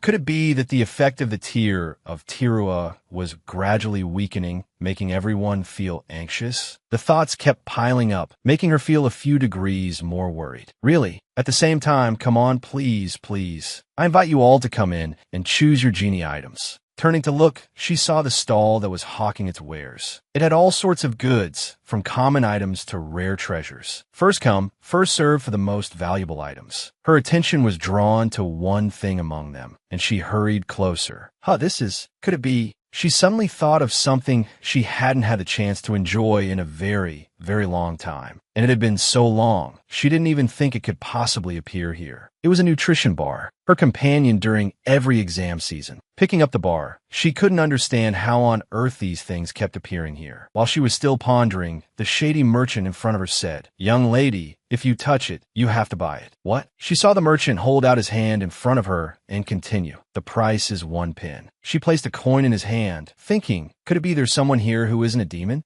Then she unwrapped the bar, opened her mouth, and took a bite, thinking to herself, this is actually pretty good. While chewing the bar, she returned to her initial question. Clearly, all these things had a place of origin. Some called that place the door. Others called it the warehouse. The problem was, no one knew its exact location. If I knew where it was, I want to go look for it too. Suddenly, she heard a loud noise beside her ear. What the hell are you talking about? There's no way everyone doesn't know. A castle that imposing. How could it just disappear without a trace? For the past 7 years, no one has heard any news about the people living in Hansted Castle. Haunted, she was startled and amazed when Casaro, from behind, gestured, shushed, and whispered, "My lady, we should go." The man pointed at the short man opposite him and asked, "Hey you, do you know Hansted?" But all he got in return was a dry shake of the head. "This is driving me crazy. What the hell is going on?" 7 years ago, weren't the goblins gossiping endlessly about some great demon who came to be a bride at some castle? The others were surprised. A bride. A great demon. They said she wiped out a horde of demonic creatures in an instant. Hey, do you believe those goblins? Do you know what they're like to believe them? The story of the great demon, the lesser demons, and the fact that no one remembers anything about Hansted Castle. There must be some mysterious power involved. This man said in anguish. The others saw him like this, not understanding a thing. Or maybe, hey brother, do you have a grudge against that family? Why are you so persistent? The short man chimed in, repeating, that's right, that's right. In any case, surely you all haven't forgotten me? As he spoke, he took off his hood, revealing his hideous face. I was once the mightiest warrior of the stone golems from the far-off lands of Blacksa. I am Kurax. Kurax is back. I heard you chase that lord all the way to the edge of Blacksa, and he beat you to a pulp. And after that, you went into hiding to recover your strength, right? That's right. Watching you get handled by that guy back then was quite show. Those men roared with laughter, shaking their chairs. It was him, the one who brought me to this state, Lord Hansted. Just mentioning his name makes my blood boil. Kurax slammed his hand hard on the table and continued resentfully, just you wait and see. I will gather an army of 100 men from Blacksa to conquer his lands. I heard they've already attacked the spider graveyard. To see this day, my entire tribe has trained arduously for 7 long years, continuing to forge outstanding, resilient warriors. I will definitely make him suffer the same pain I did.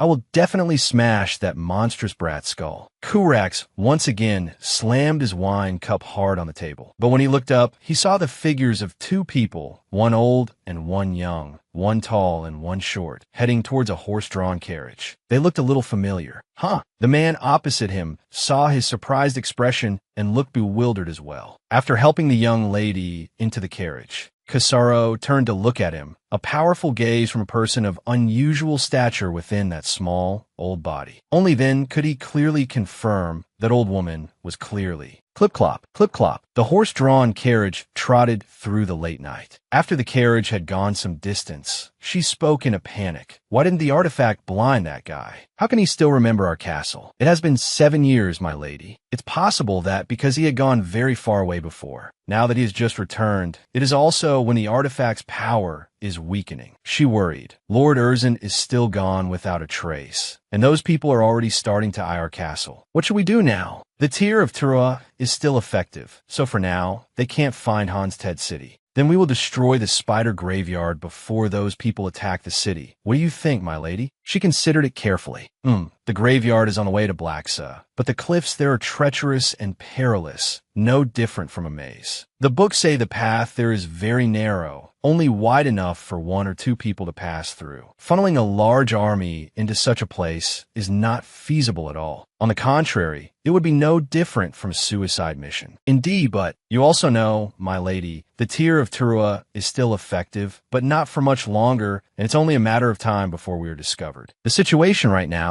is hanging by a thread. There is no other way. To continue waiting is to choose death for ourselves. Think. Use your brain. Lotiso. Being scared right now won't solve anything. For the past 7 years, the documents I've read in Erzin's library, and the secret text I've pored over day and night, think about what's in them. The civilization of high-ranking demons, the low-level demonic creatures. It seems those people still don't know that Lord Erzin is absent from the castle. The old woman, not quite understanding what she was trying to say, replied hesitantly, "Yes, that could be the case. In that case, your plan is not what I have in mind." She couldn't quite believe what she had just heard. "What did you say? You mean we will attack first?" The book on northern monsters says, the Stone Golem tribe is known for being hot-tempered and simple-minded. Hansted Castle. So Kurax has returned. In the current situation, staying put could be an option. But we ourselves don't know for sure how long the tier of Tirua can hold out. Kurax's people are also all prepared. They're just waiting for the right moment to attack. Continuing like this is no different from sitting around waiting to die.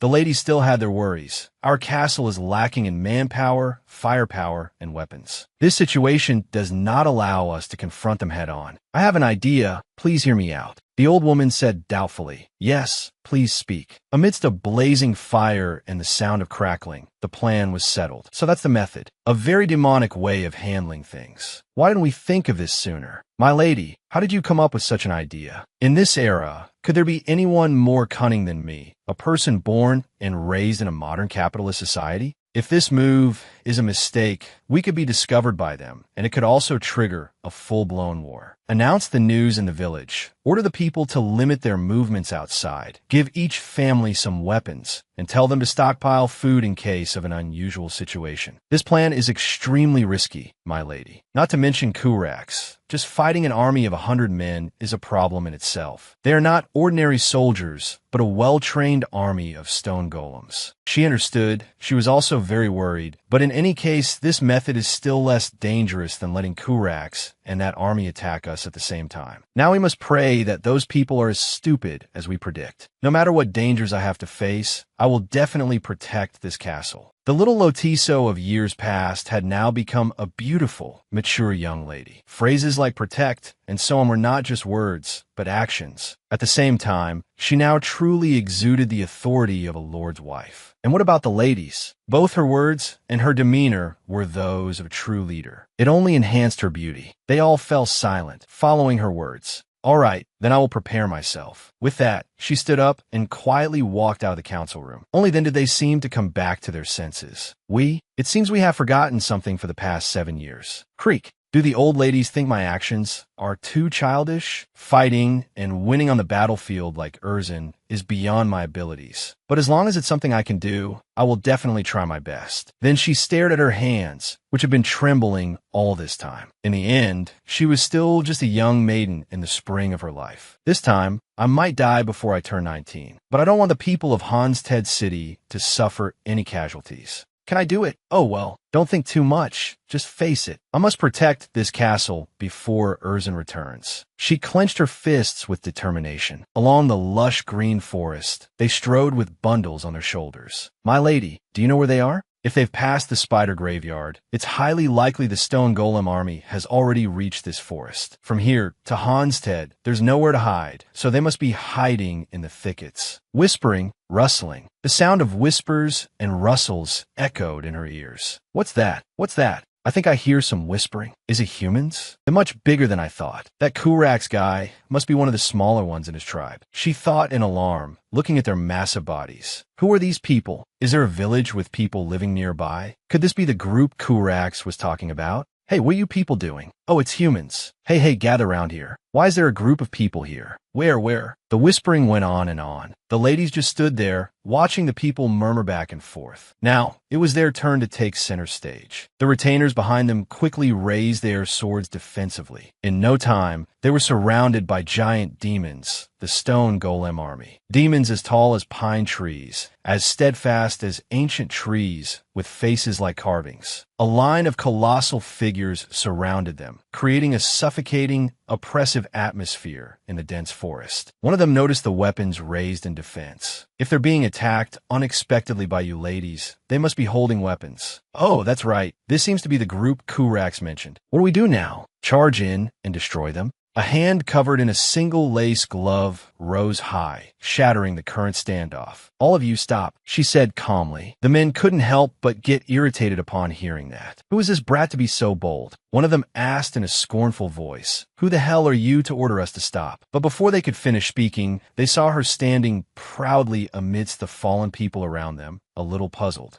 Although she looked calm and proud, to be honest, she was still just a young woman in her 20s, and even when she transmigrated, she had never had to face a situation like this. War wasn't about directly facing the enemy, so it was natural to be panicked. A drop of sweat trickled down, but it was too small for the monsters to see beneath the majestic aura she was now exuding. She prayed silently. Please let this work. She regained her composure and continued, don't be afraid. Not just Lord Hansted, but everyone in that domain was subdued by me long ago. They were a little scared and somewhat wary of this arrogant statement. What did you say? The morning sun illuminated every feature on the arrogant young woman's face. Looking at this bunch, they weren't the haughty, arrogant type. You lowly demonic creatures. You meet me, the great demon, and you don't even know how to greet me properly? Not a shred of respect in your attitude. Great demon? They looked at each other blankly. And were lowly demonic creatures? She arrogantly tilted her chin and looked at them. What? You dare to disbelieve me? Then she coolly gestured towards the people who were supposed to have fainted. We pledge our hearts to the noble great demon. They were actually shouting in unison.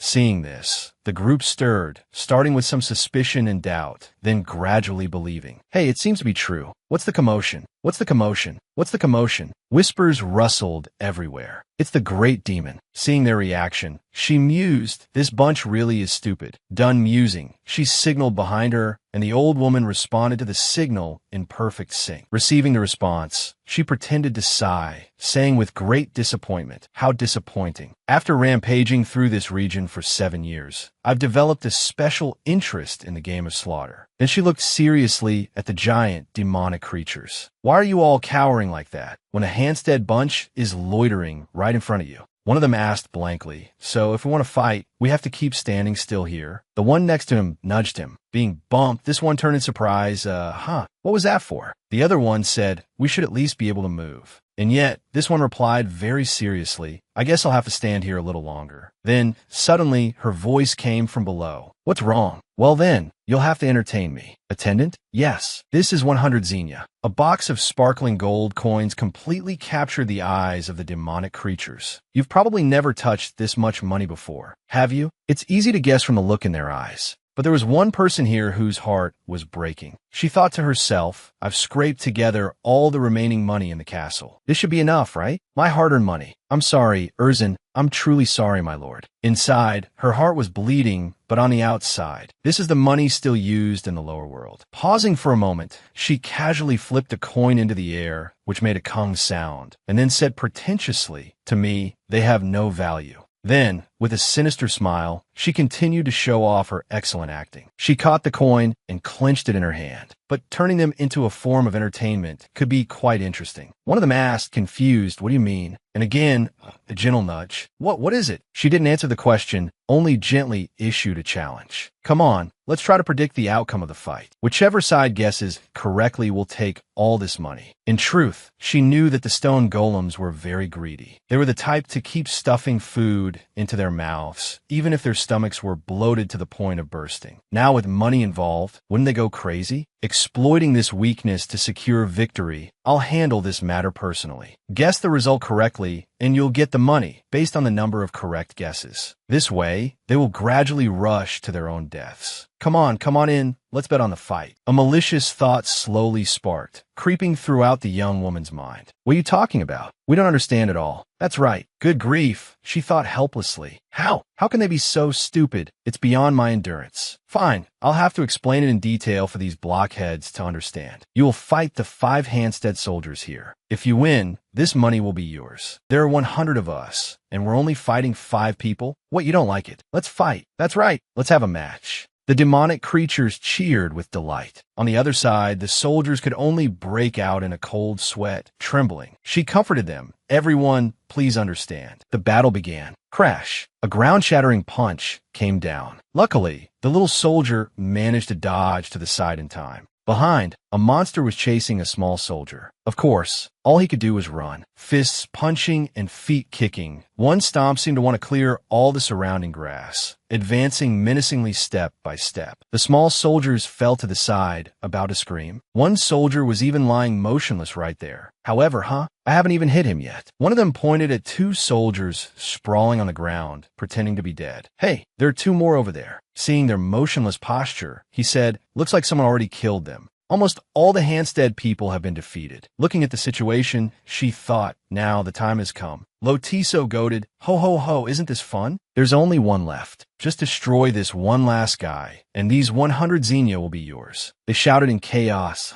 Where's the last one? The 100 Xenia are mine. One of them heard this, turned back and questioned, hey, why are the 100 Xenia yours? We're supposed to share it equally. Are you an idiot? 100 Xenia divided by 100 people is only 1 coin each. So I'll take it all. So smart. But hey, don't play dirty. Watching them argue so loudly, she thought to herself, could it really be this easy to handle them? Now if I kill you, I'll get more money. Crack! A chunk of earth and rock flew everywhere. Are you hitting me? While the monster side was filled with the smell of smoke and fire, seeing the situation, she waved her hand and said in a low voice, you guys come out now. I'll smash your head to pieces. I'll take the whole 100 Xenia. Go on, smash it if you're so good. Smack, smack. Someone came to stop them. Hey, what the hell are you guys doing? Why are you fighting when you're on the same team? From behind the bushes. Don't laugh. I'll kill them all. Kill every last one. The 100 Xenia are mine. These words further stirred the hot blood within them. Bring it on if you got the guts. A chaotic, fiery battle unfolded just like that. On her side, she asked with concern, is everyone all right? We're fine. Looking at the situation over there, the old woman reported, we've provoked them into a killing frenzy. Crash.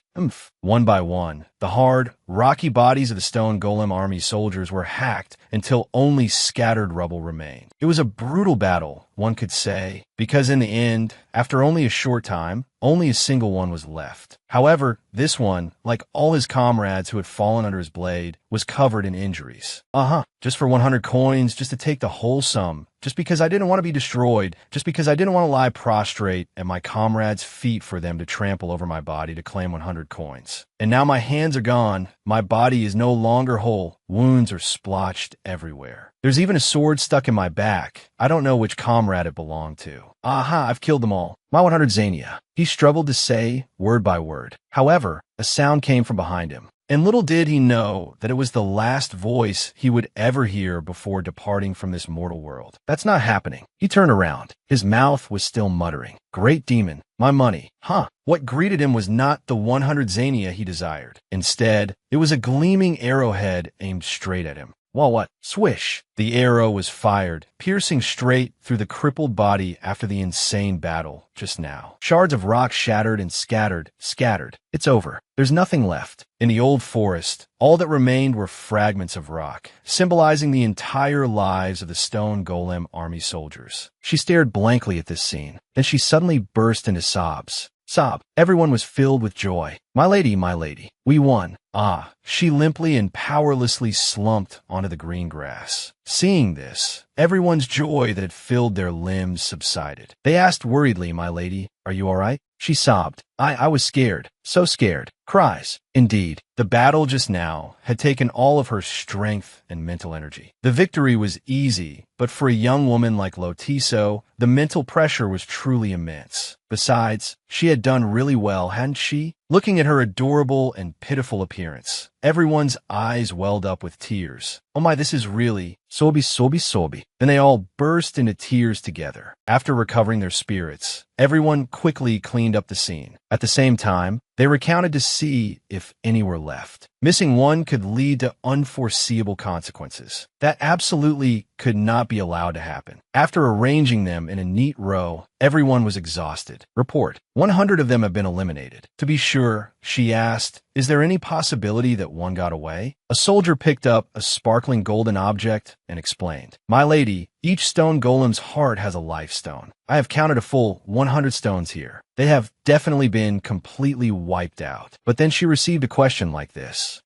This could also be used as money, couldn't it? Whoa, is that the main point here? The soldier's jaw dropped, and he stared blankly, not knowing how to respond. Oh, she continued to give orders. You keep it. From a distance, an old woman mused to herself. Our Lady really knows how to save and accumulate, doesn't she? She stopped thinking. She approached to ask her own question. My lady, when did you learn archery? I asked Domino to teach me. I thought it might be more or less helpful in situations like this. The books I've read all say that great lords don't choose to hide behind the ranks, but are always at the forefront, commanding the entire army. Hearing these words, they couldn't help but be stunned. Suddenly, a soldier ran over. In his hand was a cage holding a feisty bird. My lady, I've discovered the communication device of those stone golems. As the soldier reported, the bird struggled relentlessly, squawking continuously in a deafening language. Cake! She looked at the paper presented with the report. A communication device. So they've been keeping in contact with each other through this creature. This person just happened to ask a question. Does it also include their battle plan? My lady, she continued to read. However, we are still investigating. We haven't found Hasten yet. We saw a thick fog suddenly appear. It felt like something was looming within it. It seems to have originated from Hasten Castle. The fog gradually dissipated, and the castle slowly vanished with it. It's highly possible a great demon is involved. Reading this far, she became more certain of her thoughts. As expected, Curex has been watching our castle very silent for a second. She asked, Lady Alexia, the Tiru's tear, how long can it hold out? It's quite difficult to say for sure, my lady, but we have truly reached the absolute limit now. 2 days at most. Hearing this, she had her own thoughts. The power of Tiru's tear is almost gone. The 100-strong army has been annihilated. Now what's left is Curex and his minions. Among the people, Lady Casaro quietly looked at her. Let us return to the castle and prepare for the battle. When Tiru's tear is depleted, hasten castle. Return to the castle.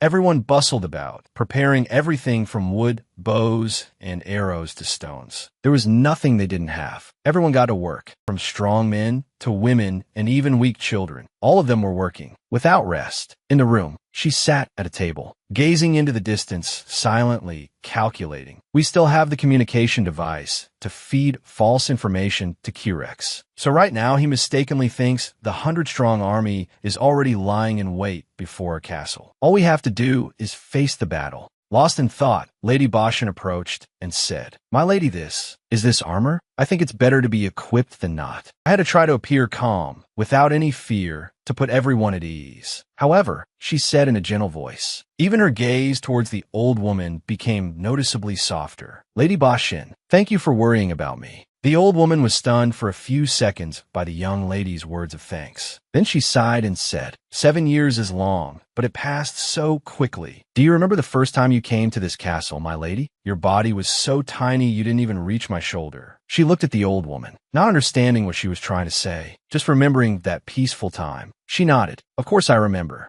Sinking into reminiscence. She remembered the old woman's words when they first met. She couldn't help but marvel at the small appearance of the little girl with round eyes who was looking at her in bewilderment. At your age back then, you should have been much taller, but perhaps because you weren't eating properly, you looked so thin and small. Then the stream of memories fast-forwarded to the fight with the demon ants. That was the first time she had truly experienced the landscape of this land where demons and humans coexisted. The cold wind blew in, and her heart thrilled along with it. Looking into the distance, the scene had been pacified, she said to Maid Reno. I can't believe it. A small, scrawny girl has protected all of Hasten Castle. But after that time, you returned to being an innocent little girl, so I felt somewhat relieved. The flow of memories continued to shift with the old woman's narration. This little bird fell from its nest. Lord Orin was different. From a young age, he was already accustomed to the battlefield and warfare. Perhaps that's why in my mind, you were always an innocent little girl, my lady, and I only wished you would stay little like that forever. She was confused and asked the old woman, Lady Bashin, why are you suddenly saying these things? The old woman continued to look at her with a gentle voice. To me, you are very special, my lady. She stared at the old woman, bewildered.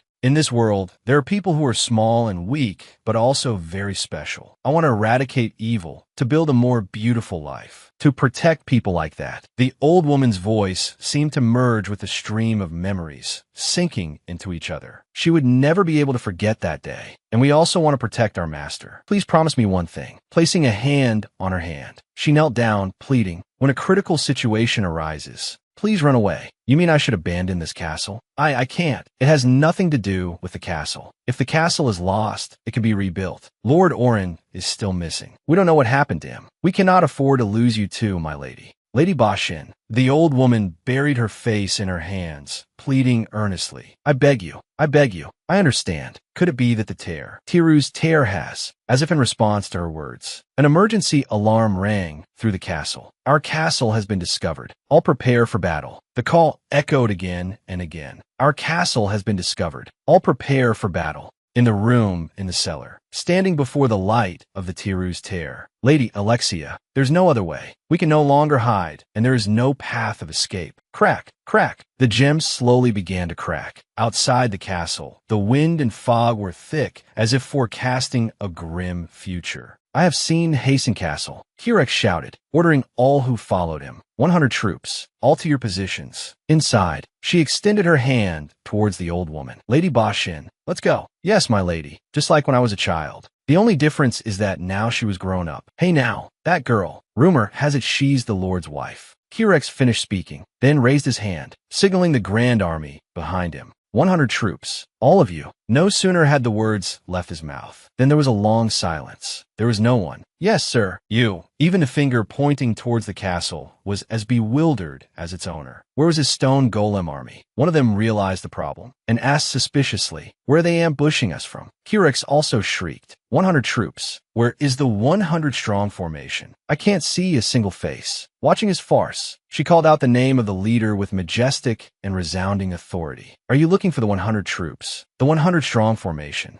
That Kirex. They were looking around in bewilderment, then at her. After hearing her, what drew even more attention was the bag in Lady Casaro's hand, sparkling with the light of something very shiny. Take a good look. Following her words, the old woman slowly poured out everything that was sealed in the sack. Golden blocks. Ah, no, they were the hearts of the stone golem soldiers. They fell sparkling, one by one to the ground. Their hearts, like those sparkling blocks, dropped with a thud. Those things. Were those things? Could it be the 100 troops have? Impossible, that can't be. While he was stunned, his troops were murmuring restlessly beside him. That's definitely the stone golem army. His 100 troops. There they are. So the Lord of Hasten really did make a pact with a great demon. But he was Kirex, the one who held a grudge against the Lord of Hasten, for being defeated by the boy who was not yet 15 years old at the time. How could he give up so easily? He wondered, but I still find it very strange. What is it, sir? A soldier asked suspiciously. If the wife of the Lord of Hasten is truly a great demon, then the Lord himself, where is he now? The two have a pact. There's no way they could be separated. Now that one of them hasn't appeared, isn't this proof that the people of Hasten are in trouble? Then that trick was just for show. They themselves are the ones in danger. He wondered, but I still find it very strange.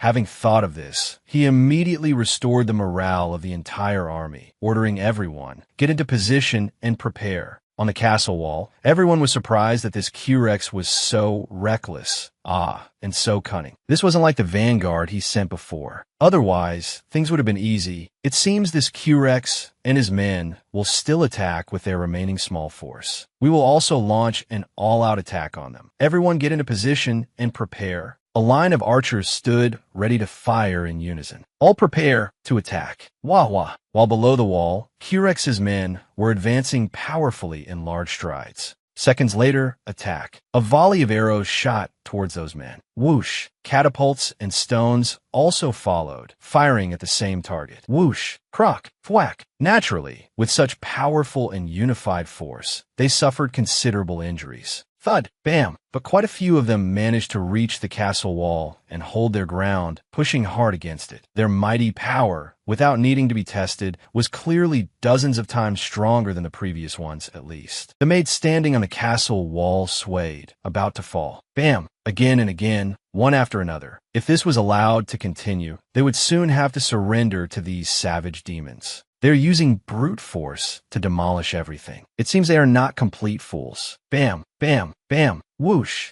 A series of clean, decisive sounds, taking down Curex's soldiers one by one. They fell one after another, making earth-shattering noises. Bam, bam, bam. Along with their heavy bodies on the ground were clouds of dust swirling around. Emerging from this thick cloud of dust was Lady Baston, holding a sword in her hand with bright, resolute eyes, looking straight ahead. It seemed things would get easier. But behind the cloud of dust was not just Lady Baston. And in truth, in that short amount of time, her strength was not enough to eliminate all the enemy soldiers. There was still some left. Seeing the danger, she shouted towards the old woman, Lady Baston, "Behind you." However, by the time she realized the danger and turned around, it was already too late. The creature easily lifted her entire body with one hand. The old woman, in her small human form, was imprisoned in the giant monster's hand. He only needed to use a little strength to easily crush the old woman. A sharp pain that reached her very marrow stimulated her nerves, and she let out a pained scream.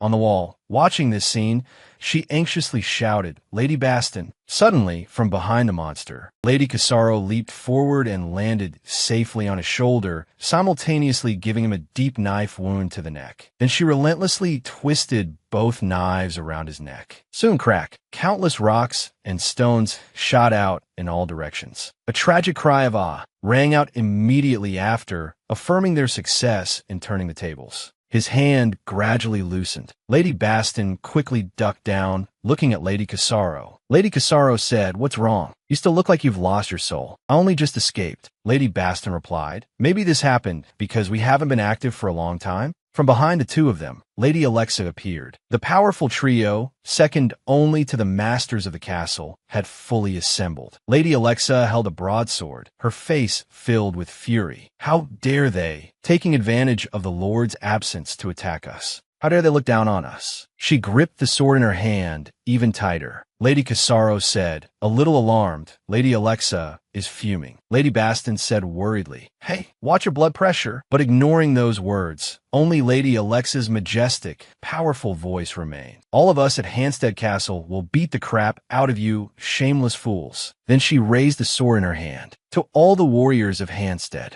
she looked towards the ladies in shock. "Those evil things can't defeat us. We must protect this castle. We must protect this family. Fight to the death." Her words were powerful, her attitude resolute, along with the hatred boiling in Lady Alexa's heart. Everyone responded to the call. "Raise your weapons towards the outside of the fortress." Everyone did their best to bind the Fex soldiers tightly. If one person couldn't do it, many would. They only feared having to surrender and be slaughtered. Not that there was no way to fight the terrifying giant stone people, right? If they couldn't use their bare hands, they'd use weapons. If they couldn't bind them all, they'd bind them one by one, imprisoning them one by one, under the command of the old ladies. Everyone in Hansted was fighting with all their might, for nothing else but to protect Hansted Castle, their home. They didn't mind sacrificing their strength, only the thought of abandoning Hansted, the place where they were born and raised. Even the young Lady Low-Teaser was raising her bow and arrow, aiming straight at those who intended to destroy the castle. Whoosh! The arrow aimed straight for one who was being strenuously tied up by the soldiers, destroying his eyes. The sky was getting darker and darker, and fighting for a long time had taken a lot of her strength. She was exhausted, her brain quickly working, thinking, "Learn, learn, learn." She panted tiredly. Lady Casaro and Lady Alexa, Baston, and the other soldiers, everyone looked so tired, just waiting for this moment. The remnants of Kurax's forces quickly followed his command and charged forward. "They're out of strength. Let's charge." Of course, they couldn't just stand there and wait to die. All of Hansted temporarily retreated into the castle. Right now, to preserve manpower and quickly regain strength to continue fighting, the only option was a temporary retreat. Retreat! Let's retreat. The sound of hurried footsteps thundered. "Get inside quickly, quickly." Everyone helped each other into the fortress. Those with minor injuries supported those with major ones. All retreated to the castle. Everyone was exhausted. As soon as they were safely inside the fortress, they slumped to the ground, panting tiredly. From above, she ran frantically, Lady Casaro. She supported the old lady. "You're wounded." The old lady just replied softly, "Madam, I'm fine. It's just a light graze." "Lady Casaro, please don't worry. I will definitely protect this castle." Seeing her expression, she thought, this is getting thorny. What should I do? Rumble. Another assault. They still wanted to use the old tactic, using force to shake the fortress walls. She looked over in surprise. Thud, thud. The violent sounds continued unabated.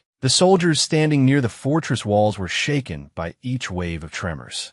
Yeah, rumble, rumble, rumble, rumble. She and the others quickly ran up the fortress wall to assess the situation. Below, Kurax gloated, "Charge, break the fortress gate, bring down the walls." Rumble, rumble. Will the fortress walls hold? Our walls are quite sturdy, but if this continues. Lady Baston. The old lady looked at her, and she remembered the old lady's earlier desperate plea. "Please leave. I must be calm." She calmed herself down. Closing her eyes, she urged herself, "Think." Lady Baston, "If we escape through the tunnel, where will it lead?" "Madam, the mountain path leads to the southeast. Now everyone, prepare weapons for self-defense and bring food. Let the elderly and children escape first." "Madam." She quickly cut off the following words. "Everyone's life is important. After everyone has retreated safely, I will go. I'm begging you." "Yes, madam." After the old lady left, to ensure everyone's safe retreat, I must hold on at all costs. Whoosh, thwip, thwack. Arrow after arrow was shot out just like that. However, when she wanted to get more arrows, she was out. "Madam, everyone has started to evacuate. You should go too." Rumble. Everything made her even more anxious. So frustrating. Thump. "Madam, hurry and go." Lady Baston continued to urge her.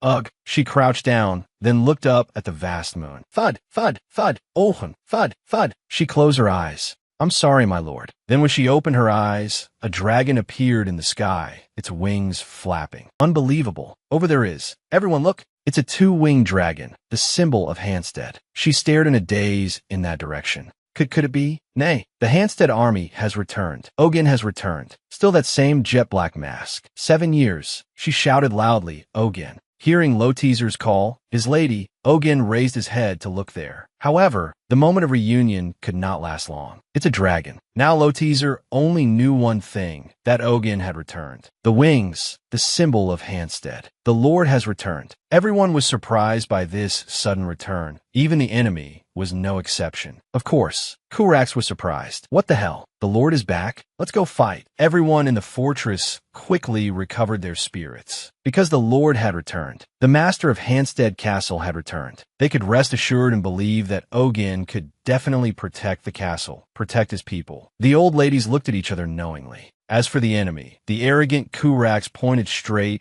at Ogin and said, "That Hansted brat, everyone focus on defeating the Lord of Hansted." But before the giant soldiers could advance, the black steed had already quickly gained momentum. Clippity-clop, galloping swiftly towards the enemy. Galloping swiftly towards the enemy. Thud, thud, thud. He nimbly, skillfully circled the giant monster. Dashing forward, he stabbed it. The thing couldn't even dodge. It could only receive a fatal blow in fear. Thwack! The head fell, blood flowed. Stone fragments scattered everywhere. The horse continued to charge swiftly. Even at this point, that Kurak still put on that arrogant, foolish expression. "You little brat, come here." He held the broadsword with the kite string she had given him 7 years ago, a testament to the existence of a handstead blade. Clang, slash, charge, press, clang, clang. Each sound of weapons clashing rang out, rapid and intense, making one's heart pound with suspense. But if you witnessed it firsthand, the suspense wasn't so suspenseful, the anxiety wasn't so anxious. The vicious Kurax raised his weapon towards Ogen. However, he was still too slow. He had successfully slipped past and escaped in the nick of time. No, Kurax couldn't believe Ogen was so fast. Swing, pierce, thwack. A series of swift, clean actions continuously attacked Kurax, causing him to quickly fall to the ground. Only then did he feel at ease and turn to look at her. Seeing that the situation had been reversed, she let out a soft sigh of relief. "Madam, but that Kurax guy isn't dead yet. He's now standing right behind Erzin." She screamed.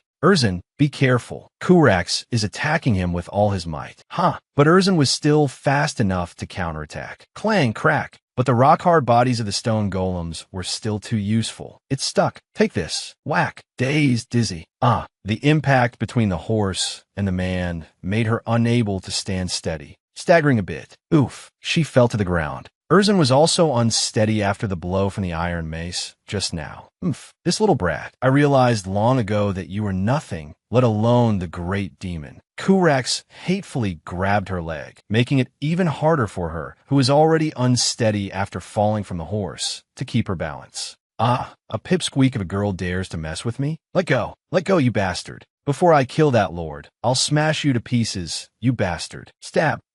You vile, ordinary human. In the end, still, I'll kill all of you. However, he never expected that the young lady he called nothing would stab him in a vital spot. A dual sword combination, combined with the previous attacks, like the drop that made the cup overflow. He screamed, "Madam, be careful." She became more determined, trying to stab even deeper. GRK. A straight blow landed on Kurax's head. Huff, huff. He never expected the seemingly harmless, weak young lady to be so ruthless as to directly bring down a dual sword combination, ending the life of this reckless Kurax. Thud. He fell heavily to the ground. His body shattered into small pieces, and rolling among the rubble was a jet-black heart, proving that he was dead. His comrades who followed him were all stunned. Kurax is dead. What did you say Kurax has? Solbi. Indeed, she was also very stunned, not expecting it. Kurax has been killed by the great demon. Let's run. Clatter. Amidst the chaotic horde of demonic creatures running amok, he just stood there motionlessly. Never set foot here again. Victory belongs to our handstead. Mixed in with the many cheers was Aaron's soft voice calling for his lady. Whoosh. He couldn't hold on any longer. In truth, it was already remarkable that he had lasted this long. She frantically reached out, wanting to catch him. A heavy heart, cold as a winter sky for so many years, was finally beginning to warm up and tremble again. Finally, after 7 years, she could hold him in her arms once more. Everyone stared in bewilderment. This moving moment, after 7 years, it's an exaggeration to call it a long time, yet it wasn't short by any means. 7 years, so much has changed, so many places have been left behind. 7 years, parting after a war, reuniting in a war. Only in danger is true love realized. The next morning, waking up in the castle, she looked at the morning sunlight streaming in from the window, illuminating the entire room, and wondered blankly, when did I fall asleep? And about yesterday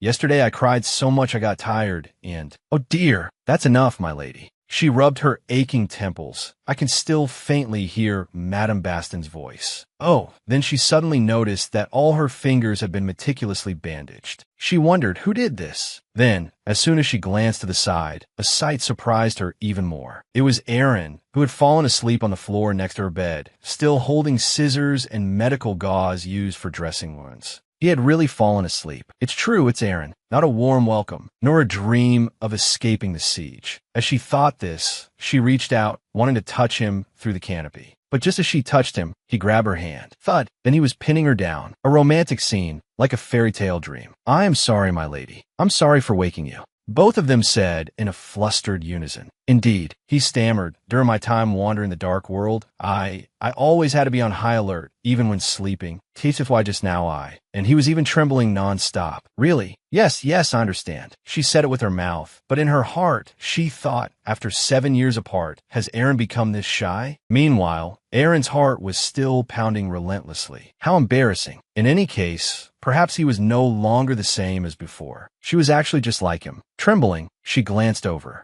Then she heard him say again, "What happened yesterday was my impoliteness towards you. I sincerely hope you can forgive me." Hearing this, she was a bit puzzled, as she truly didn't remember anything from last night. What happened yesterday? Then an image suddenly flashed through her mind. Oh, could it be that I was the one who ran to him first? When she remembered, she felt truly embarrassed. Actually, yesterday, I never thought you would still be at Hampstead Castle. It was a bit surprising. She asked blankly, what? I thought that with me being gone for so long, there was no reason for you not to leave this place. Truly, I'm deeply grateful. Well, anyway, I was very surprised yesterday. Then his eyes sparkled. The sight of you riding a horse was truly magnificent, absolutely top class. You haven't changed at all. You become so strong and resilient. You could even face and destroy that Kurax.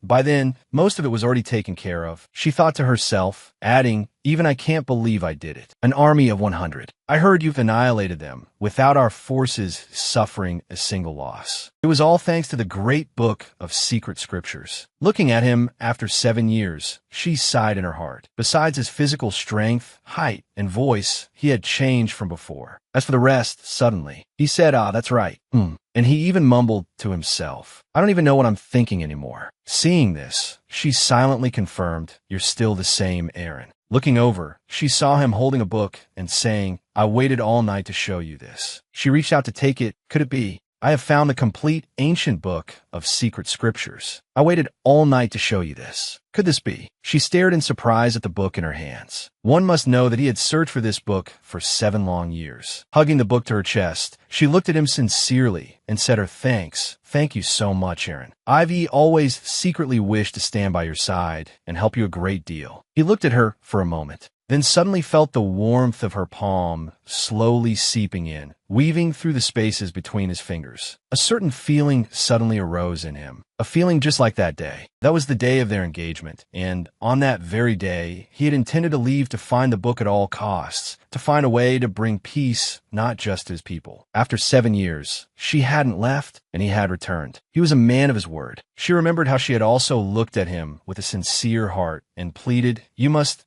find that book and bring it back for me. I will do my utmost to help you. For the past 7 years, not a day went by that I didn't think of your eyes. He slowly lifted the canopy, revealing her delicate face and her large, round eyes staring at him in bewilderment. Interrupting that romantic scene was a thumping knock on the door and a voice calling, my lord, my lady. How utterly embarrassing. Her face had turned completely red. Interspersed with each resounding thump was perhaps the rapidly beating hearts of 2 people still lost in a daze. They quickly turned their faces away. The person outside quickly entered, saying hurriedly, my sincerest apologies for disturbing the lord and lady so early in the morning. It's nothing major. It's just that kid again. Again? He asked. She thought, that kid. It keeps roaring like this. Goor, so vivid that one could easily imagine the image along with the sound. To be honest, there was no need to imagine, because it was right in front of them. Following the words of the reporting soldier, they listened as they quickly followed him outside. It looks like it wants to break the whole fence down, my lord. Now she knew who that kid was. The dragon. The soldier was trying to pull the rope tight to keep the young dragon from causing a ruckus. He anxiously warned, please don't get any closer, my lord. It could be dangerous. He said, I met it while wandering the dark world. It's a young dragon whose mother was captured by dragon hunters. It's still young, so I thought it best to bring it here to be cared for. Then he slowly asked, have you fed it enough? It's still that small? She wondered a little, looking at the baby dragon's enormous size. The soldier reported, this morning alone, it has already eaten 2 cows and 4 sheep, master. Gore. The dragon growled again. Seeing its behavior, she suddenly remembered something from her past life. Not exactly one thing. It reminds me of the kitten I raised when I was a student. Back then, whenever she tried to put a collar on it or put it in a cage, it would always cry out fiercely. Its meow was no longer cute as before, but became piercing and terrifying. When I put in a carrier to take it to the vet, it reacted just like this. Thinking this, she ventured to ask, could it be that it feels too confined? What did you say? He turned to look at her doubtfully. Before coming here, it flew freely with you out there. Now, locking it in a small, narrow, cramped pen, how can it be comfortable? He saw her point, that must be it. But before he could give any orders, he saw that she had no intention of stopping and was walking towards the dragon's pen. He called out in alarm, my lady. Wait. What are you? Growl. She faced the little dragon that was brimming with danger. In truth, she was of course scared, but she still tried to appear gentle, raising her hand in front of her as a reassuring gesture. For the baby dragon and for herself. There, good boy, good boy. But the baby dragon just stared menacingly at her, even wagging its tail nonstop. She looked around and finally found a reed flower. Ah, here it is. Tada! She visibly brightened up, and the baby dragon next to her, its eyes also grew bright, full of curiosity. She started to wiggle the reed flower, and the baby dragon began to tilt its head, following the flower's movement. After a moment, she turned back and said, "Can you remove the barrier for me?" Clank, creak. The soldier unlocked the iron chain, securing the cage. And crash. The iron cage, with nothing to support it, collapsed on all sides. The dragon seemed worried. She swayed the reed flower while using her other hand to stroke and calm the baby dragon. It's okay. It's not going to do anything to me." Everyone around, the soldiers and Aaron, let out an ooh of admiration. After all, for someone to be able to stroke this dangerous, giant baby dragon without any harm was a very unbelievable thing. Even something to be dreamed of. She said slowly, "Dragons are inherently very intelligent creatures. If we don't imprison them, don't treat them as enemies, then they won't harm us either." "How do you know that?" Aaron asked with sparkling eyes upon hearing the answer that. "It's written in a book." From behind, Countess Alexa came running breathlessly. "My lord, there's big trouble.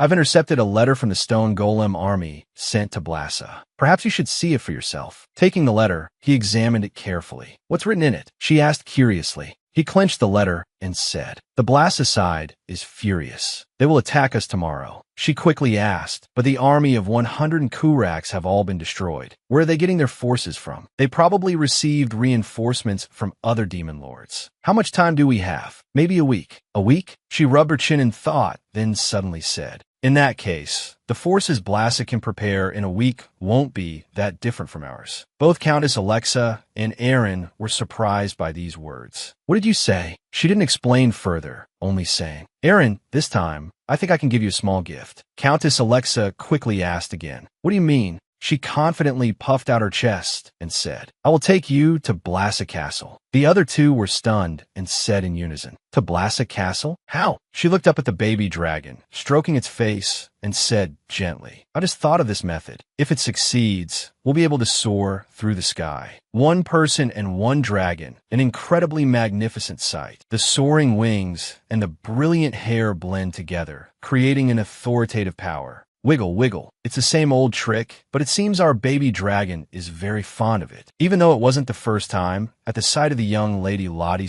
dangling the reed flower, the baby dragon still showed the same sparkling, delighted eyes. Good boy, little one." She swayed the reed flower back and forth while coaxing the baby dragon, and beside them were the undisguised, admiring gazes of the soldiers. On another side, Countess Alexa and someone else were quietly taking careful steps, carrying a giant saddle toward the dragon. When they looked up and saw her, they nodded as a signal. Understanding this, she also gave a slight nod in return, and she continued to play with her little dragon, swaying the reed flower back and forth. But the baby dragon was getting excessively excited, and not obedient at all. Once again, the saddle was not successfully placed on the baby dragon's back, and the result was, behind them, the two old women who were watching, ready to be relieved if the mission had succeeded, were instead knocked flat to the ground. Ouch! This disobedient tail, one whip, and it sends people flying. Seeing this scene, she could only think helplessly. I've tried every way, but it seems it won't easily listen to me. Is the situation progressing at all? She turned her head toward the source of the sound. It was Aaron. He slowly approached from behind and said, I heard from everyone that you've even forgotten to eat to focus on taming this creature. I had to come and see how things were going. She rested her chin on her hand, thinking, then replied, It's not simple at all, my lord. I thought just putting the saddle on its back would be enough, but beside them, the baby dragon's eyes sparkled as it perked up its ears to listen. You've seen for yourself.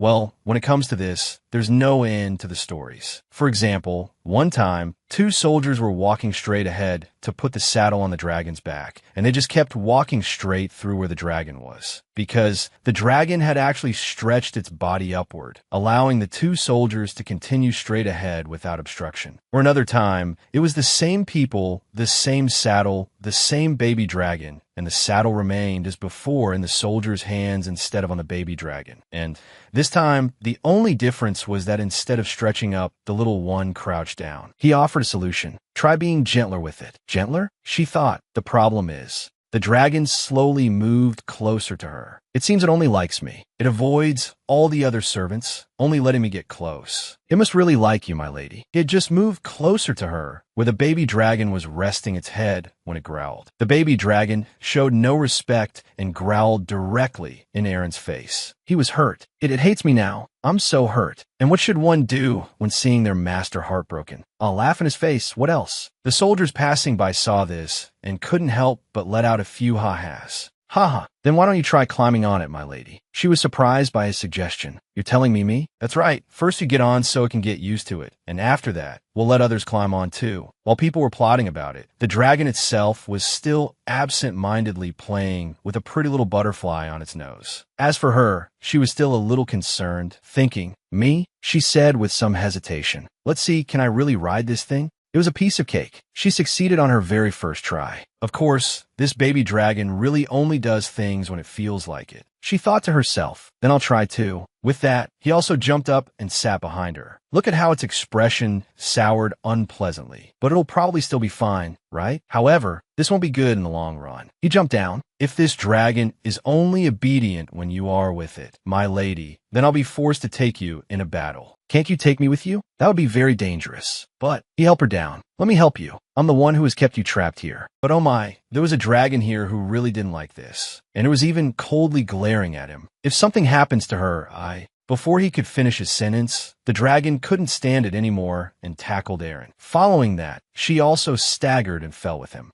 Slowly, wait, if I fall now, it'll be just like that time. That time when he fell on top of her the day after he returned to the castle, making both their heartbeats echo throughout the room. Thump, thump. But here, everyone is watching. No, I can't, I don't want that. Thud. Then she grabbed both his hands and threw them aside, making herself fall hard to one side. Thud. Just hearing it, it hurt. He fell into a sitting position and called out worriedly, My lady, are you all right? Her whole body was trembling uncontrollably. She stammered, I can manage. But looking at him now, what have I just done? Aaron, my lord, are you all right? I'm sorry. I completely forgot I have something else to take care of. I'll be going first. Wait about that. But he still turned and left without another word. It's okay. I don't have to be sad. I already knew this would happen. That's right, that's how it is, isn't it? Someone like me, who could possibly accept me. I'm a monster. Aaron. She chased after him from behind and wrapped her hand around his. You are not a monster.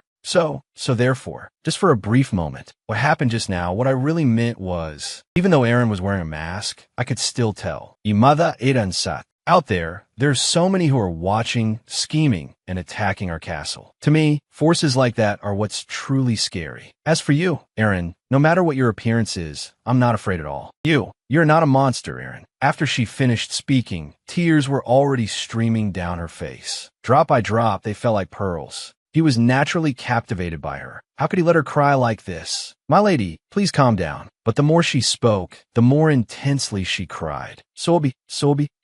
And what happened earlier was because I was afraid that what happened that day would happen again. She cried so hard that her choked sobs were mixed with anguished hiccups. What did you say? Boo-hoo. So many people were there, they all saw it. I was so panicked that boo-hoo. I don't hate you, Aaron. It's not hate, but there's even a little bit of. He suddenly knelt down, took her hand, and pleaded earnestly. Just one more time, please tell me again. Yes, please say it again. I don't hate you. In this moment, he wanted to stop time forever, to open his eyes wide, to listen intently, to see clearly that Lottie, sir, his lady, did not hate him, not one bit. Aaron, I didn't intend to say it, but he seems to have been greatly comforted by those words. He lowered his face, his hand still tightly holding hers. Their two hands warmed each other. Having stopped crying, she wanted to explain clearly again. Earlier, too many eyes were on us, so that's why I did that. I didn't want many people gossiping about our relationship and making things awkward for you.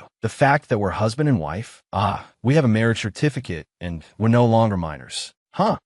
She was completely bewildered. Really? Is that so? Why? Or rather, is that how it is? She scratched her head in confusion, thinking, doesn't everyone know this? What's there to be so worked up about? I see that you are a good person who treats me with great sincerity. So I must go back to do one thing immediately. Taking this opportunity, she immediately changed the subject, moving past the awkward matter just now. So what is it that you have to do? But in her heart, she thought, I know Aaron is just making an excuse. The marriage contract between you and me, my lady, I am drafting the divorce papers. Divorce papers? You're much more mature now. The life stones from his stone golems, that time sold for quite a bit of money. I think that's enough for you to start a new life. She mumbled, is it always like this? What? He asked, bewildered. It's always like this. When I take a step closer, he moves further away. Every time I get close, he always prepares for a farewell. I have one condition. Name it. We'll deal with the divorce papers after we've handled Blas's attack. Do you think you can just think things over and decide everything by yourself? All right, I agree with you. That's not my condition. In this battle with Blas's army, how can I, the lady of Lord Honstark, not participate? I will ride the dragon with you and fly to Blassa. The next day, at the Spider Tombs. Hey, have you heard? They say Curex is dead. The army of 100 was wiped out too.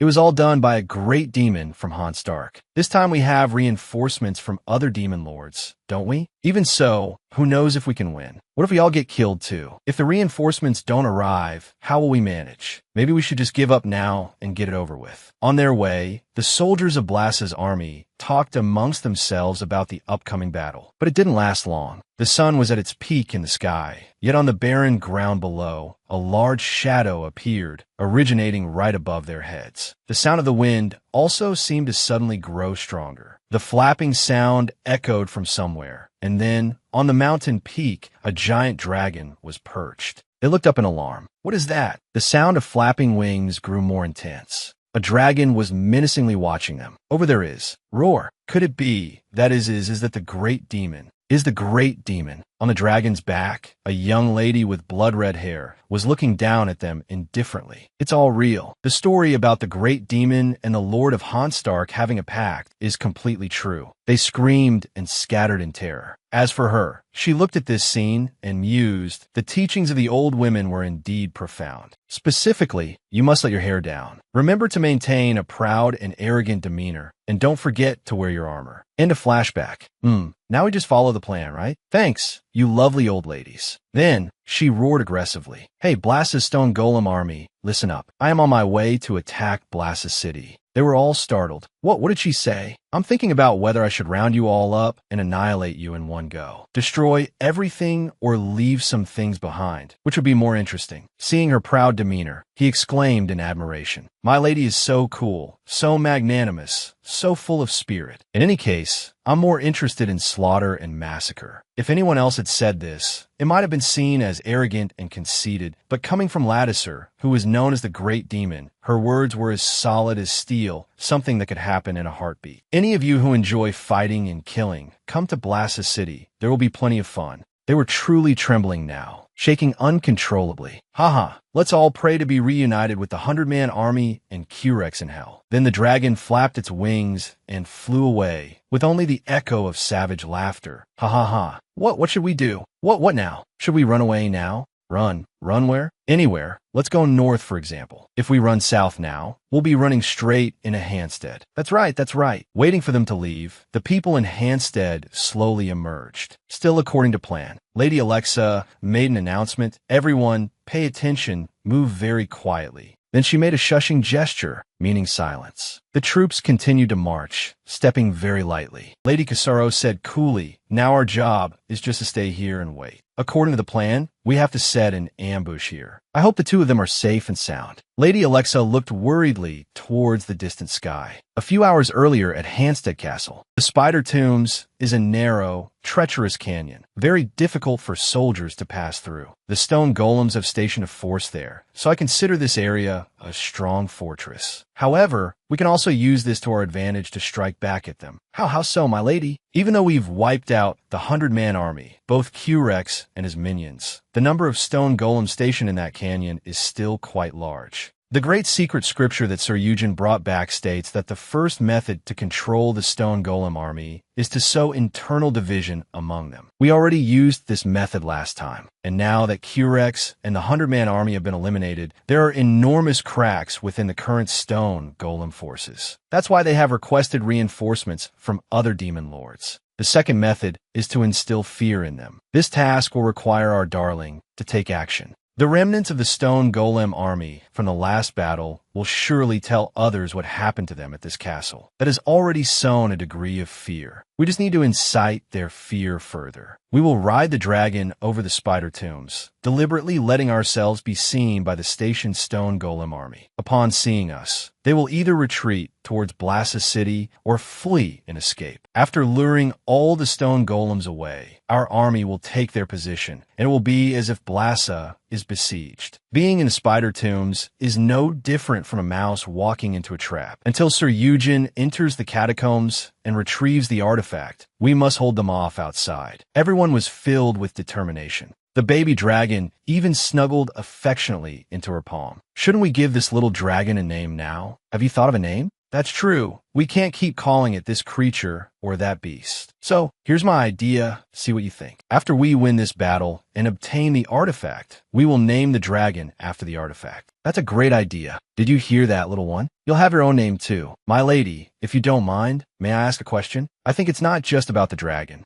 Because I want to know, is there something hopelessly trembling in this moment that seems to have stopped? What do you want to know? I want to know the extent of my abilities and the truth as well. Can I stay by his side a little longer? The truth? Yes, which one? The entire truth is hidden right in front of me. Eugen's heart. Whatever the truth may be, it can still be known through imagination. It's all right, Eugen. Knowing this won't change anything. Blassa Castle. What is that over there? What's wrong? That thing over there. The dragon was carrying a young man and woman, flying with flapping wings towards the walls of Blassa. Inform the Lord, quickly. The dragon looked utterly ferocious. My lord, the great demon of Hampstead has come. Over there is. She spoke majestically. Lord of Blassa, listen well. Your soldiers at the spider tombs have all fled. The lord of the city couldn't believe his ears. What is this monstrosity? Now you choose. 1. All of you will be buried here. 2. Hand over the artifact, and I will spare your life. The Demonis and the monster lord of Hampstead. You too. It was you who murdered the 100-man army and my son. Q-Rex was his son? I will surrender. He dropped to his knees. The soldiers were dumbfounded. My lord, you. Oh, was it that simple? She didn't think it would be this easy. I have hidden the artifact in the underground cellar. Please follow me. I will lead the way.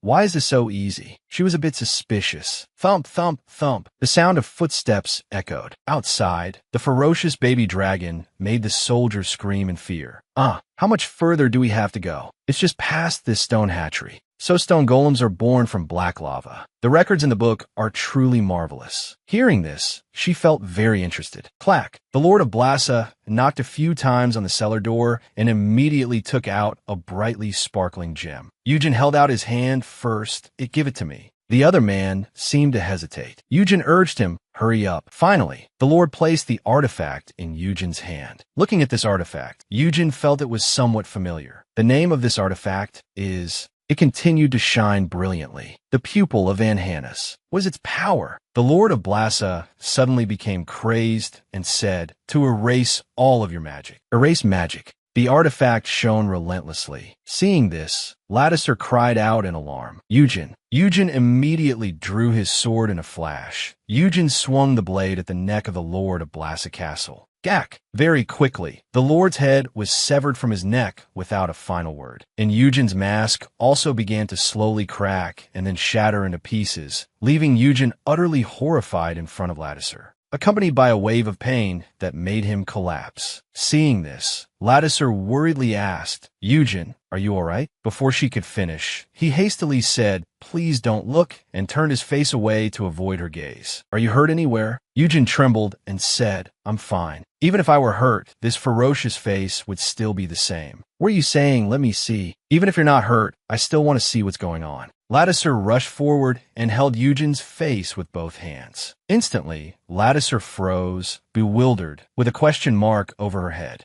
Then, as if suspecting something, she jumped back in shock and fell to a sitting position. Seeing her so startled, Eugen quickly apologized to her. "I told you, my face is hideous. I really didn't know that Artifact's power was to destroy magic." As she continued to stare in fear, Eugen again covered his face with his hands while averting his eyes, saying, "To let my lady see such a pathetic sight. I am truly sorry." Now, it seemed Lattiser had regained some composure and asked, "Who are you?" Hearing such a strange question, Eugen was startled and corrected her, "My lady, it's me. I'm sure it's hard for you to believe, but it's true." Lattiser clenched her fist and shouted, "Don't you dare fool me. My husband looks like this?" Then she thought to herself, he was supposed to be a monster, so where did this incredibly handsome man come from? Eugen stepped forward to say something, but she flared up and snapped, "Don't come near me." But her inner thoughts were, "He's so handsome, it's taking my breath away. I have startled my lady. I apologize. I must find something to cover my face. It's true what they say, a weakness for handsome men is incurable." Lattiser waved her hands frantically. "I believe you. Don't cover your face anymore." Then the argument began again. "It was this useless face that scared my lady. I must cover it up immediately." "That's not it. I want to see it even more. Please let me see your whole face." "Right? Who needs dignity at a time like this? But I should probably rein it in a little, right?" She lunged forward, getting right in Eugen's face, holding it with her hands to gaze at it, making him tremble all over. "My lady, you mustn't." Lattiser silently wondered, how can this be possible? "As I've told you before, since the day I was born, I have been a hideous monster. I'm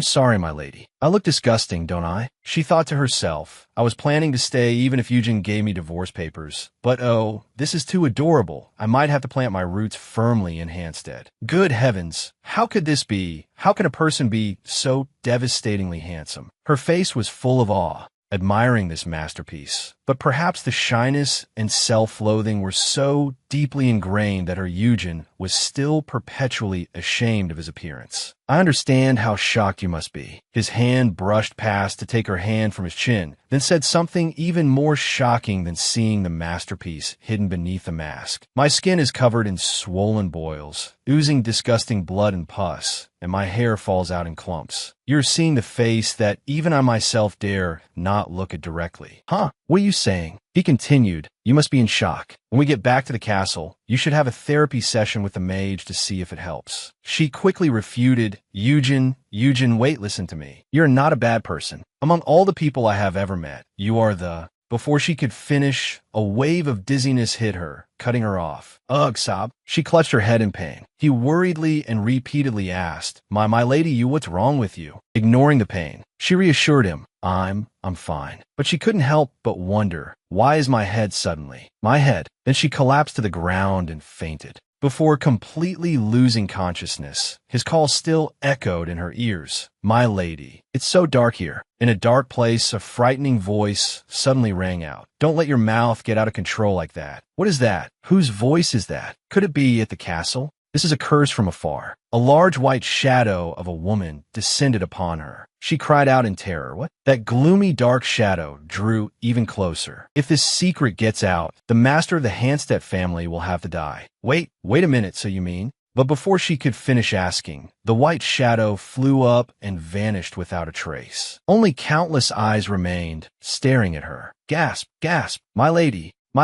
are you all right? It was Eugene's voice. My head suddenly hurt so much. Looking at the sparkling, radiant face beside her, she blushed happily, and everything else completely faded away. It must be because I got to see this face. Could that be it? She thought. Suddenly, he said, "It's true. You were scared to death by my appearance." Although that wasn't it. The warning from just now was indeed very frightening. While she was still dazed, I should probably find something to cover my face before we return to the castle. She thought to herself, that person said if Eugene knew what his real appearance was like, he would have to die. In the end, to protect the Hanstedt family, what other sacrifices must he accept? But Eugene, she gripped his hand tightly. Eugene, I'm not afraid of your face. My lady, but that beautiful face is looking at her with worry. Actually, your face is frighteningly beautiful. Of course, she only dared to say this to herself. In my heart, listen to me. Don't be so disobedient. However joyful she felt inside, her face remained calm. Look at me. Do I look like I'm scared?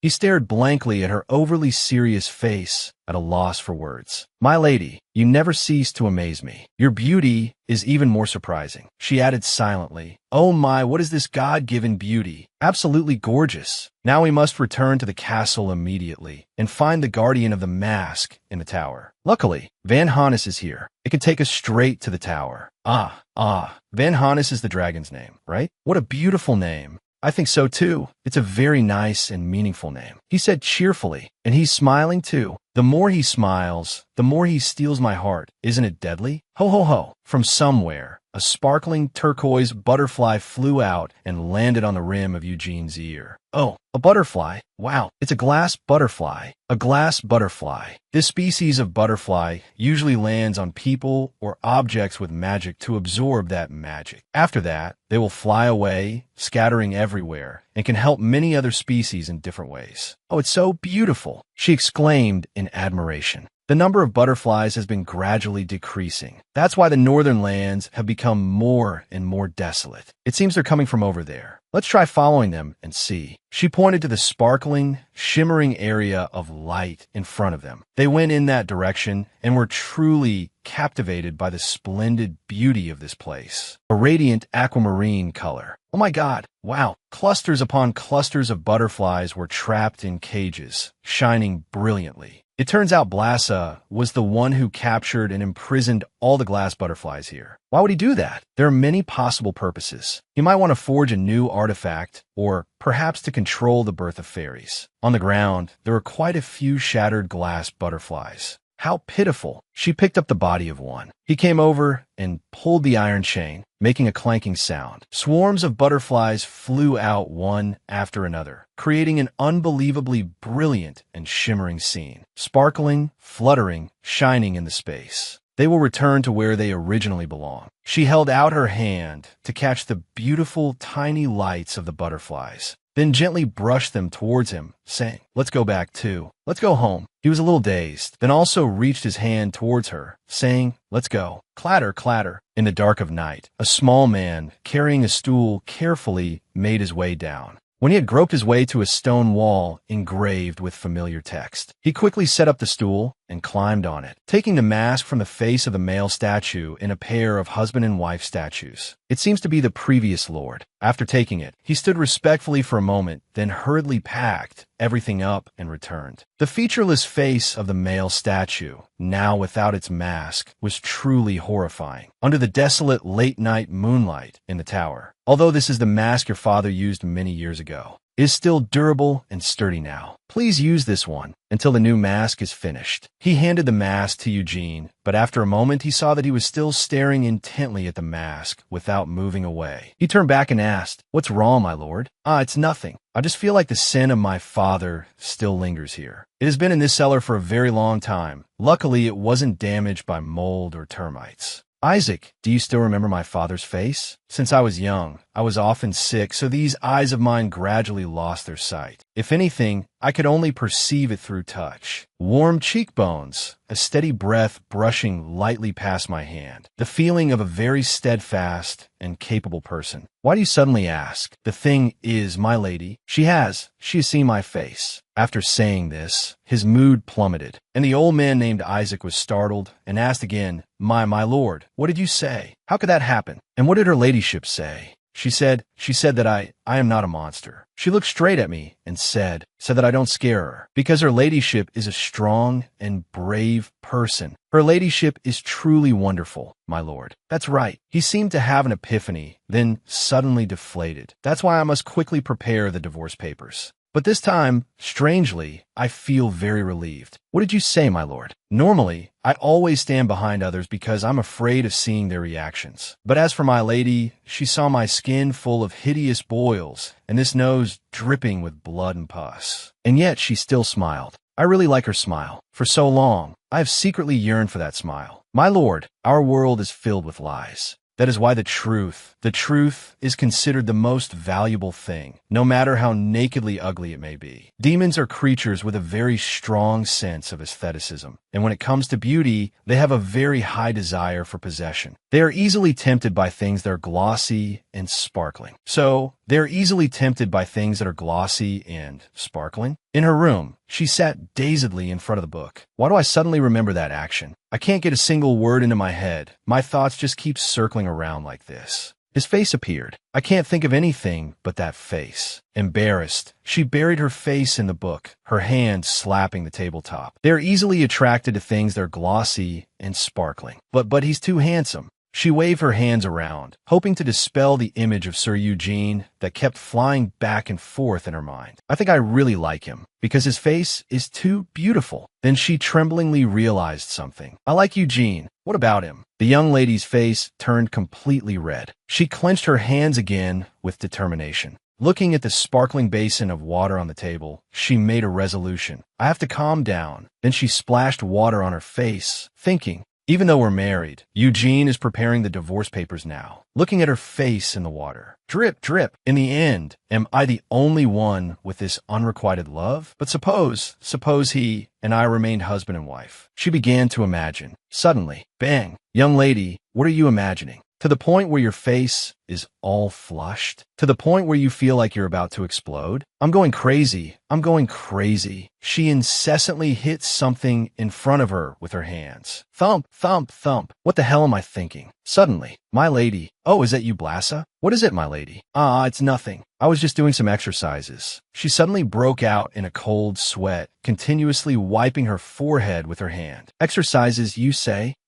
So what did you come here for? I just received a letter sent from Basen. A letter from Basen? What could it be about? She reached out her hand to take the letter. I'm not sure either. She read, to the Hanstead family, blah blah. What's the main content? Oh, both couldn't help but exclaim. A masquerade festival? Meanwhile, in Eugene's room, he was staring at his hideous face in the water's reflection. He had been silent like that for a long while. After that, he sighed, thinking, my lady, how could she look at this grotesque face of mine and still remain so calm? How is it possible? He recalled a time when he was little, strolling in the flower garden with his mother. He had naively asked her this. Mother, do you hate father? And so he was scolded by his mother. You little boy, what nonsense are you talking about? Even if you see father's face, you don't hate him, right? Is there anyone in the castle who is frightened when they see your father or you? Probably no. So that's right, isn't it? No matter what your father and your appearances are like, I and everyone else don't mind at all. Then his mother took his hand. If you are a good, kind boy, no matter what you look like, people will still love you. The person who is always by your side will be the one who understands your sincerity the most. The young boy Erzin at that time used his wide, round eyes to look at his gentle, beautiful mother, sincerely taking in those words. The memory passed. He heard someone outside knocking and calling his name, Erzin. My lady? Realizing the caller was coincidentally the person he had been longing for, he jumped. May I come in? He frantically covered himself and said, my lady, wait a moment. She was still knocking loudly, so she didn't hear. What did you say, my lord? He frantically cleaned up the scene, saying, wait, I'm not wearing my mask right now. However, in his haste, he dropped a few things, causing a clattering or ear-splitting noise. Hearing the noise, she cracked open the door, peeked through the small gap, and asked, what's wrong? Only to see a sight that blinded her eyes. Erzin, with his sparklingly beautiful face, was sprawled on the ground, looking at her in panic. Oh, After letting out a scream, she also plopped down. He was over here, and she was over there. He trembled, sat up, and covered his face with both hands. I'm sorry, my lady, I'll cover my face right away. She also covered her face with both hands, hiding her blushing, embarrassed face, and denied. Oh, no, it's not that. She thought to herself, good heavens, I'm too dazzled. Please tone it down a bit, but he was still insistent. Please just wait for me a moment. He went silent. She grabbed his arm. The mask has already fallen. Just leave it be. My lord, I just want to look at your face a little longer. He was stunned. When it's just the two of us like this, please just take off your mask. The hand that was about to reach for the mask suddenly pulled back. He shyly agreed. I understand. I forgot. What brings you to me in the middle of the night? After a brief explanation at Besen Castle, it seems that recently rumors about our Handstedt Castle have been spreading everywhere, which is why this invitation was sent here. But why from Besen, the ones who specialize in hunting demons? Although the news hasn't been as widespread lately. Originally, the descendants of the Besen family have been famous as skilled demon hunters since they were young. Our Handstedt family has always fought alone, without allies. However, if we can build a good relationship with the Besen family, we will grasp a lot of necessary information, and thus, it will inevitably be beneficial for us. So we should attend the festival. The forces of the demon Duke Berlin are growing stronger, constantly expanding, and many dangers are lurking for Handstedt. There will be many demon hunters at the Masquerade Festival, right? That's right. All the families associated with the Besen family, or those who want to become mutual allies, will be there. But won't there be many dangers? You mean, a place where many demon hunters gather also means it must be a land where demons are rampant. You don't need to worry about that, my lady, because the artifact in Count Besen's castle is extremely powerful. What ability does that artifact have? It nullifies all magic of demons and monsters. Since ancient times, Count Besen's castle has been known as a holy land. All demons that cross the walls, or even just touch the walls, will lose their lives. No magic can attack inside the castle. Her outward reaction, oh, that's so high class. Her inner thoughts, sounds like an exaggeration. On the way to the Besen Masquerade Festival, we must be wary of ambushes along the road. How? We will take a carriage to the Vendo region and leave our retinue and soldiers there. Only you and I will continue. Just the two of us? Yes. That way we can easily blend into the crowd without being discovered. Just the two of us sounds like a date. Just thinking about it made her whole face turn red. We will hire 2 horses, then follow the route Count Besen has laid out straight to the castle. What's wrong, my lady? You seem hesitant. No, I just have something to think about. A few days later, the day of the Masquerade Festival in Besen City. My lord, my lady, the carriage for the lord and lady is ready. Right after Alexa reported, she quickly said, Alexa, don't forget my request. He was a little bewildered. Of course, my lady, please rest assured. As the carriage started rolling, she shouted back, we're leaving now. Travel safely, you too. Alexa also shouted. Inside the carriage, he closed his book. Sigh, I'm still not used to this new mask. She giggled looking at him, her face still blushing. My lady, are you unwell? No, I'm fine. He covered his face. Why do you keep staring at me like that? Or has my skin disease gotten worse? No, that's not it. She panicked, thinking to herself, you don't even have a single tiny pore. What kind of boils could you have? Then she changed the subject. I've been wondering about this. You said the forces of the great demon Berlin are expanding. What does that mean specifically? I heard that recently in a place not far from our Handstedt. That Berlin fellow has organized a casino and lured the Lula demons to join. He gave it a very magnificent name, the Glass Palace, to deceive the world. It said that every night, all sorts of gambling and drunkenness take place there. Because of that, the demons have more opportunities to run rampant and cause destruction. Perhaps it's not just 1 or 2 new casinos that have emerged. Is there something special hidden there? She thought. Something special, huh? I'm not sure either. Her eyes sparkled as she looked at him, so curious. What is it? Or maybe we should try going there to see. Where are you suggesting we go? He asked again, confused. To the Glass Palace. You're saying we should go to the Glass Palace? He asked again, startled, his face full of fear. Yes, you also said we should be careful. Hearing her say that, he asked in horror, isn't it dangerous to go there? Think about it, my lord. Compared to blending in with normal people, if we disguise ourselves and blend in with the demons and monsters, it might be a good plan. Why do you think so? If you and I go into a normal crowd now, we will be easily noticed. As soon as someone lays eyes on us, the people around will naturally see us as strange objects and stare. But among the demons and monsters, we are nothing special, so we won't have to worry about being noticed. Besides, no one would expect us to go right into the demon's den. Oh, what you say sounds right. I didn't think of that at all. Do you know where the Glass Palace is? I'm not sure either. I only heard it somewhere in the wastelands. She opened the map.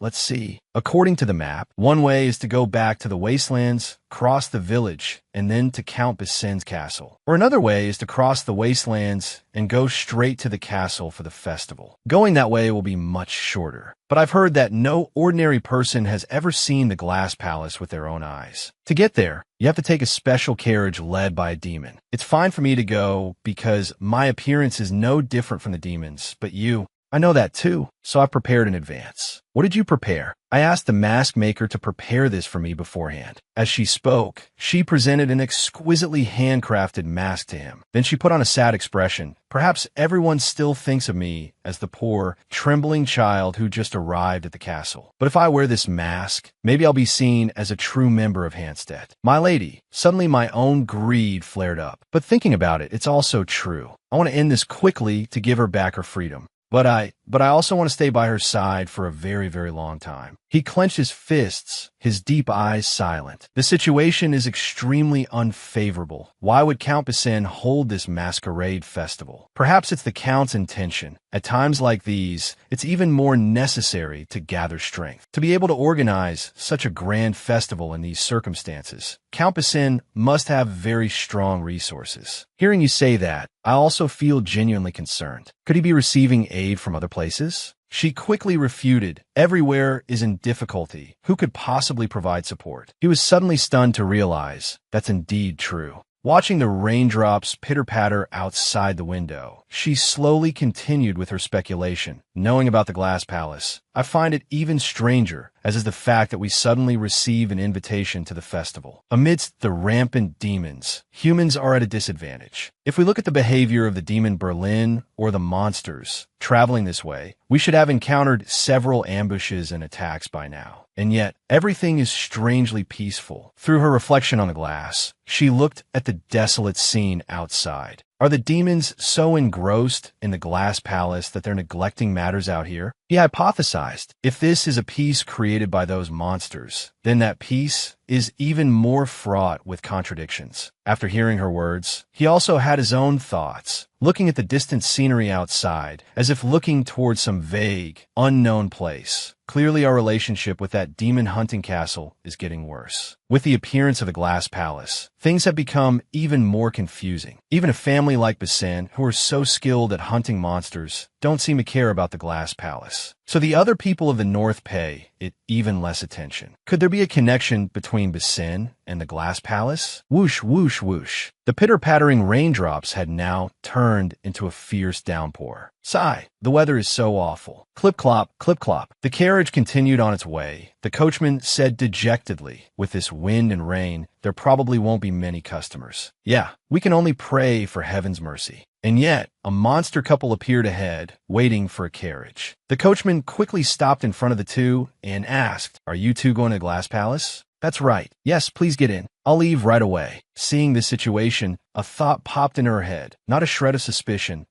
Gleep glop, gleep glop, gleep glop. The carriage started rolling. Before long, she saw a magnificent, dark palace looming in the distance, appearing and disappearing. "Is that the Glass Palace?" The coachman replied, "No, ma'am, that's the Diamond Palace. It seems you two don't know much about Lord Berlin's castle, do you? You must have come from afar, right?" The man replied, "Yes, we came from the south." The woman beside him remained silent. "You folks from the south must be having a hard and difficult life these days, huh? In any case, I wish you both a pleasant time at the Diamond Palace." She was always paying attention to her surroundings, thinking to herself, it's not that far from Basin Castle. The coachman pulled the reins tight, forcing the horse to a stop, then turned back to announce, "We've arrived." "We've arrived? But it seems there's only a single tree growing by the lake here, right? Is there anything else?" Realizing the current situation, she was a bit bewildered and found it hard to believe. How can there be nothing here? She advised, just take it in stride, my lord. At this moment, the coachman realized,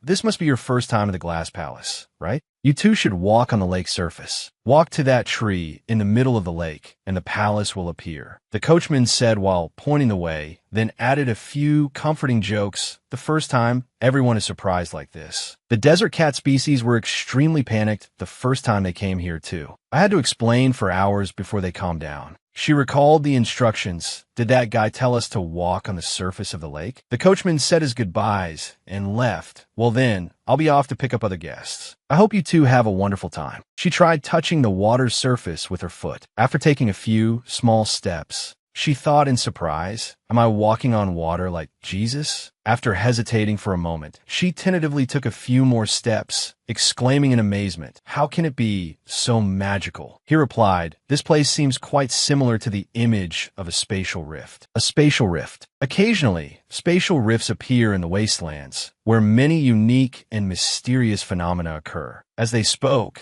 the two had already reached the middle of the lake. We're in the middle of the lake now, but nothing has appeared. Look, my lady, what is it? Look, the tree casts a reflection on the water, but we don't. How strange. She tried taking another step forward. Plop. My lady. Submerged in the water, she let out a scream, then suddenly realized, I'm still breathing normally. Her whole body was still trembling.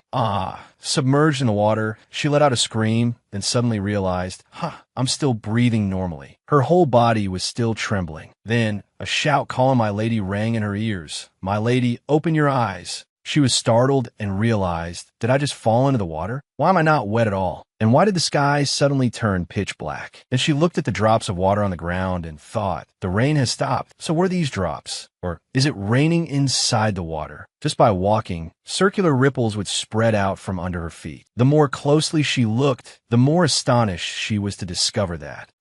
So this place is an upside-down lake surface. Meanwhile, he seemed to have discovered something above and called to her, my lady, look, we've arrived at the Glass Palace. A magnificent jade-green palace floated out before the two of them. We've arrived at the Glass Palace. The Glass Palace. There are many rumors about the Glass Palace, but no one knows exactly where it is. And now we are present at such a mysterious place. Step by step, as she walked up the stairs of the Glass Palace, she thought, it's so lavish and magnificent. It's far beyond my imagination. I wonder how much money this place has consumed. Just thinking about it gives me a headache. Suddenly, what did you say? We can't enter? Do you know who we are to dare speak and act like that? A cat demon shrieked frantically. Seeing the scene at the door, she thought, so this kind of thing happens too. They look so luxuriously dressed. So why? We have appraised the item that you two brought as an entrance ticket, and its value is lower than everyone else's. Unbelievable. Where else could you find something as unique and strange as this? A shiny and luxurious machine.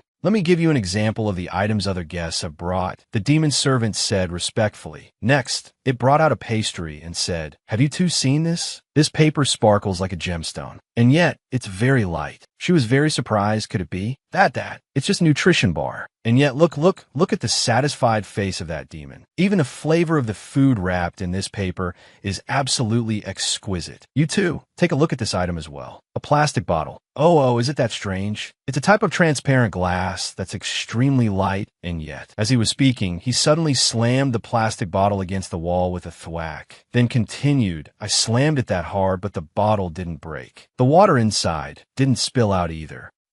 Now, you two, take another look at the item you brought. Just a glance shows it's just a crude, rough, useless lump of metal. I'm very sorry, but you two cannot enter. The two were visibly dejected. Wait a moment, she suddenly spoke up. Oh, does the guest wish to enter? Have you brought an item from another world as an entrance fee? Oh no, then I sincerely apologize. If I can show you how to use this item, I hope you will let these guests here and me inside as well.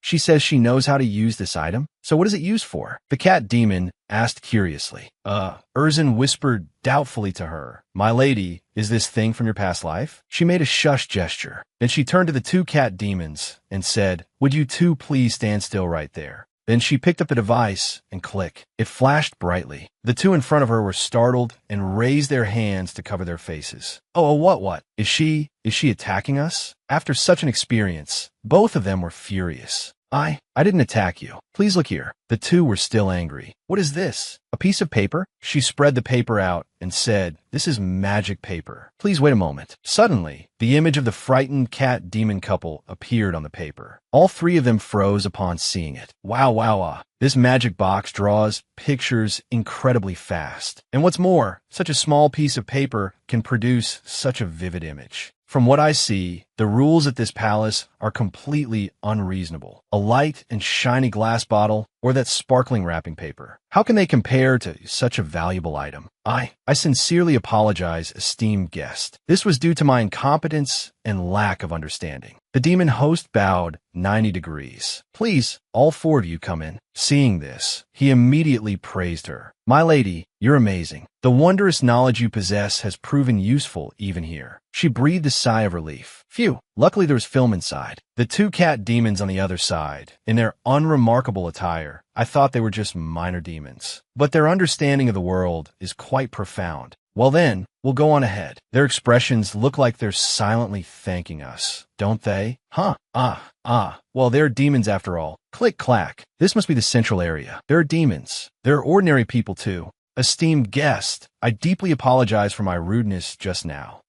What is it? From what you said earlier, my lady, it seems you have quite a profound knowledge of a superior civilization. Then this fellow gradually lowered his voice. For guests with deep knowledge like yourself, my lady, we have prepared a separate service area to distinguish you from other ordinary guests. Would you like to go to that private area, my lady? She thought to herself, there's a separate area for VIPs too? Shoo. She opened her fan, covering half her face. That sounds interesting, doesn't it? At least I'm considered to have some knowledge. My knowledge can surely be of help to many people. Oh ho ho. Beside her, he gave her a thumbs up in praise and said, "That's right. It's doubtful anyone has knowledge as profound as Our Lady." Yes, then allow me to lead the way. Please follow me. If we have the chance, I hope to receive more of your guidance in the future. This way, please. It was a spacious room, lavish, with dancers performing, with beautiful people and fine wine, with pulsating lights. A single glance showed that the class of the individuals in this area was completely different from the demons outside. She thought to herself. Beside her, he warned her, "My lady, please be careful. These people are all great demons."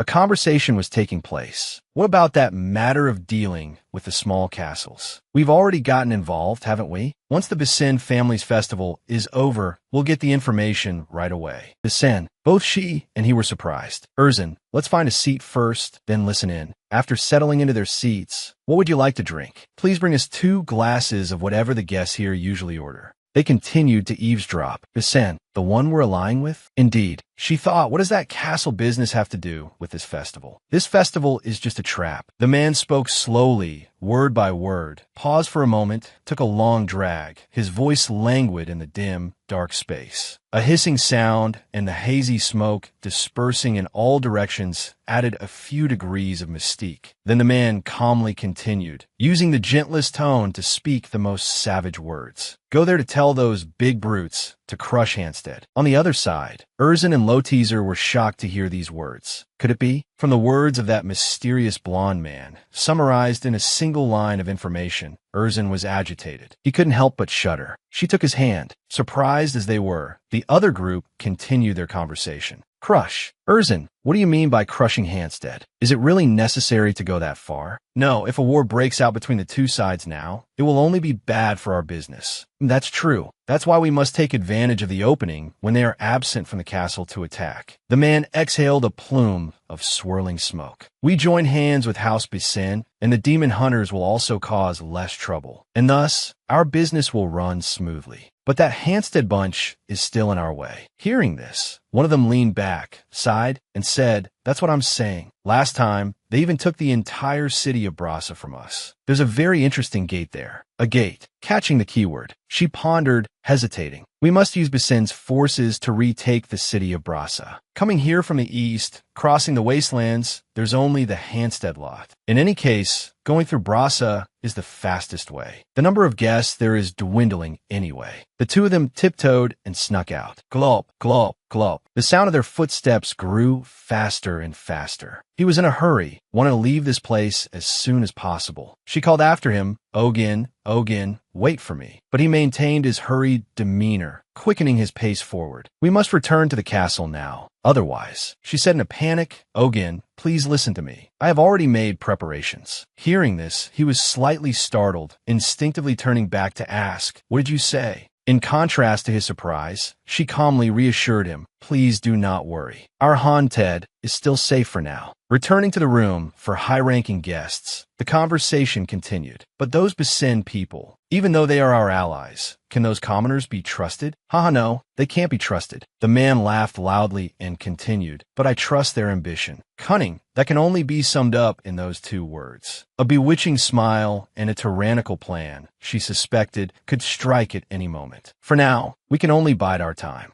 You said our castle is still safe. How can that be? Patter, patter, patter, patter, under the rain on the water's surface. He followed her, asking again in disbelief. That night when you and I talked, I'd already thought it through. Basin Castle is safe thanks to the protection of the artifact, but other castles, once their masters are absent, will be left defenseless. At the gate of Hansted Castle, the rumbling sounds of the demons echoed continuously, like a call for death from the underworld. Rumble, rumble, rumble, rumble. Outside the castle, red-eyed, demonic beasts stared intently, wanting to see through the thickness of the castle walls, as if looking at a delicious prey. Returning to the base of the tree on the water's surface at the entrance. The glass palace. That's why I've already asked Lady Alexia. She continued, does everyone remember? The day before she left, she looked at Lady Alexia and said this. Lady Alexia, you remember my request, don't you? And she had replied to her, of course, my lady. What is it? Want to know specifically what she said? Then we need to once again return to Hansted Castle. The sky here is no different than a mile from the glass palace. It had been pouring rain for who knows how long. Only the intense sounds of pattering and rumbling remained echoing in the ears. Casa reported the intelligence while observing the situation below the castle through a spyglass. It's exactly as the lady predicted. Those bastards dared to take advantage of the Lord's absence to attack us. They truly are all cut from the same vile and cowardly cloth.